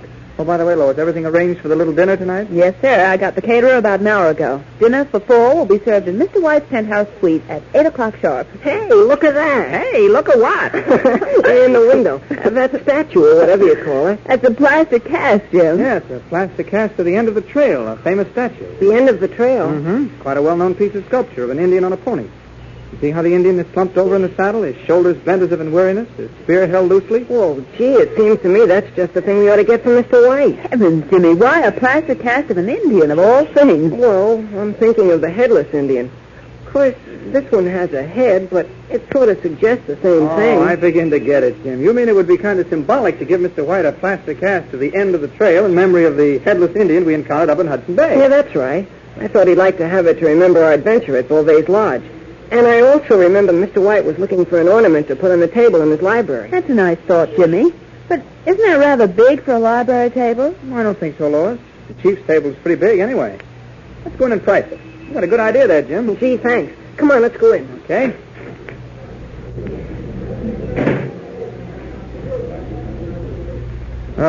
We'd like to buy one of those plaster casts of the end of the trail. Oh, certainly, sir. We've only 2 left out of 10 we got in this morning. My gracious, you're selling them fast. Well, these aren't just ordinary plastic casts, you know. They're made by a small shop downtown from a metal form cast by the great sculptor Nino Bonelli. Nino Bonelli? Well. Frankly, I'd suggest you take both of them. They make awfully nice gifts, and Xmas isn't far off, you know. Oh, no, thanks. One is enough. No, just a minute. How much are they? $5.98 with tax, of course. Well, then I'll take the other one. I have a sportsman friend who'd simply adore having something like that in his study. Very well. I'll have them wrapped separately for you. We'll want one of them gift wrapped, please. Yeah, Very make well. it look fancy. It's for a pretty swell guy. Goodness, Jimmy, I didn't know that you and Mr. White were such bosom pals. No, nor did I. He's always screaming at you about something, bawling you out, and just about making life miserable for you. Well, that's only in the office. Somehow he's different out of the office. Golly, I'll never forget that day I spent with him in the woods. The day he fought with that bear. My gosh, he was such a different sort of a person. He told me all about Daniel Boone and Leatherstocking, and he smoked a pipe instead of cigars. When that bear came for us and the rifle was empty, he whipped out a hunting knife and battled with that grizzly like he was Daniel Boone himself. Yes, sir, Mr. White's a terrific guy. Yes, Jim, he really is. We're lucky we've still got him with us. And we certainly are, Clark. We certainly are. Good, isn't it? Well, I've never eaten so much in all my life. That's a wonderful dinner. Wonderful dinner.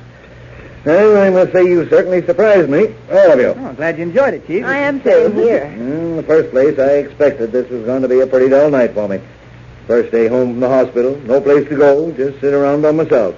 And then you surprised me with this dinner.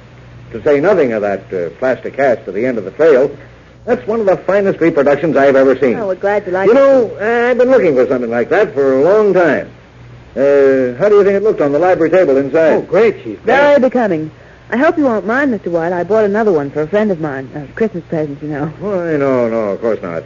Oh, Jim, I wonder if you'd get me one of my cigars from that humidor over there. Oh, dear. What? You say something, Lois? Oh, no, nothing. I thought you said something.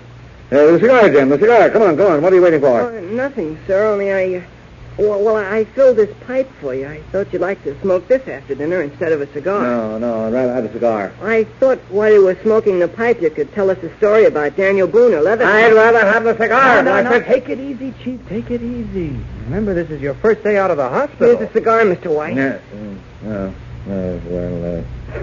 Give me the pipe. Sure you don't want the cigar? Give me the pipe. Yes, sir. Yes, sir. Here it is. So, you want a story about Daniel Boone or Leatherstocking, do you? If you have one, sir. Oh, I got thousands of them. Yeah, wait till I light this pipe.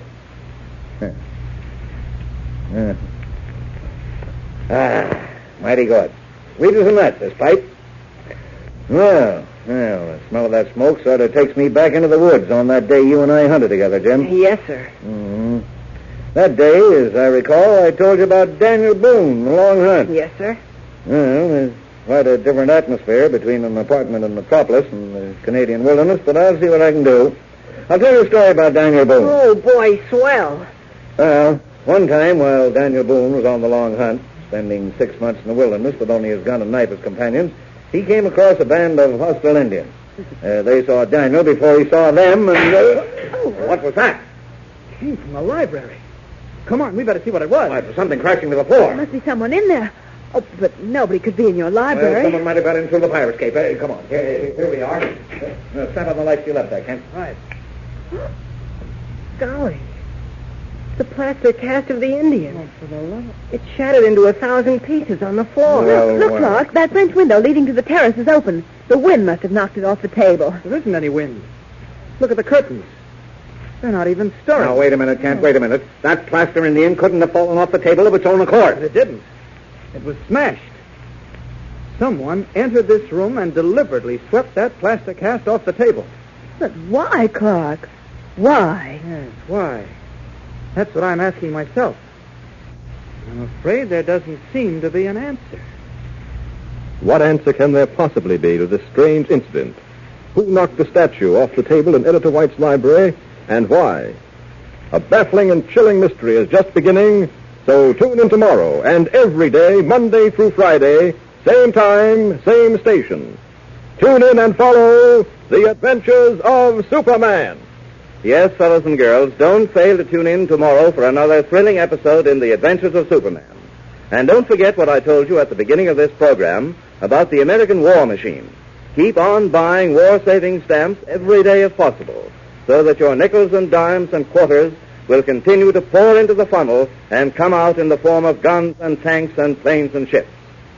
Uncle Sam's soldiers, sailors, and Marines need these war materials to win this war and to knock out the Nazis and the Japs.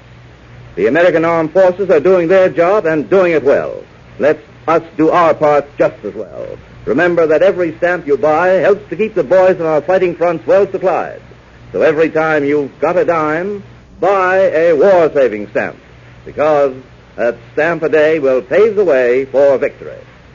Faster than a speeding bullet. More powerful than a locomotive. Able to leap tall buildings at a single bound.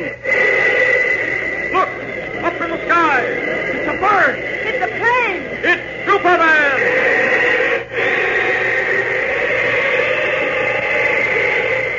Follow the adventures of Superman every day, Monday through Friday, same time, same station. Superman is directed by George Lothar and is a copyrighted feature appearing in Action Comics magazine.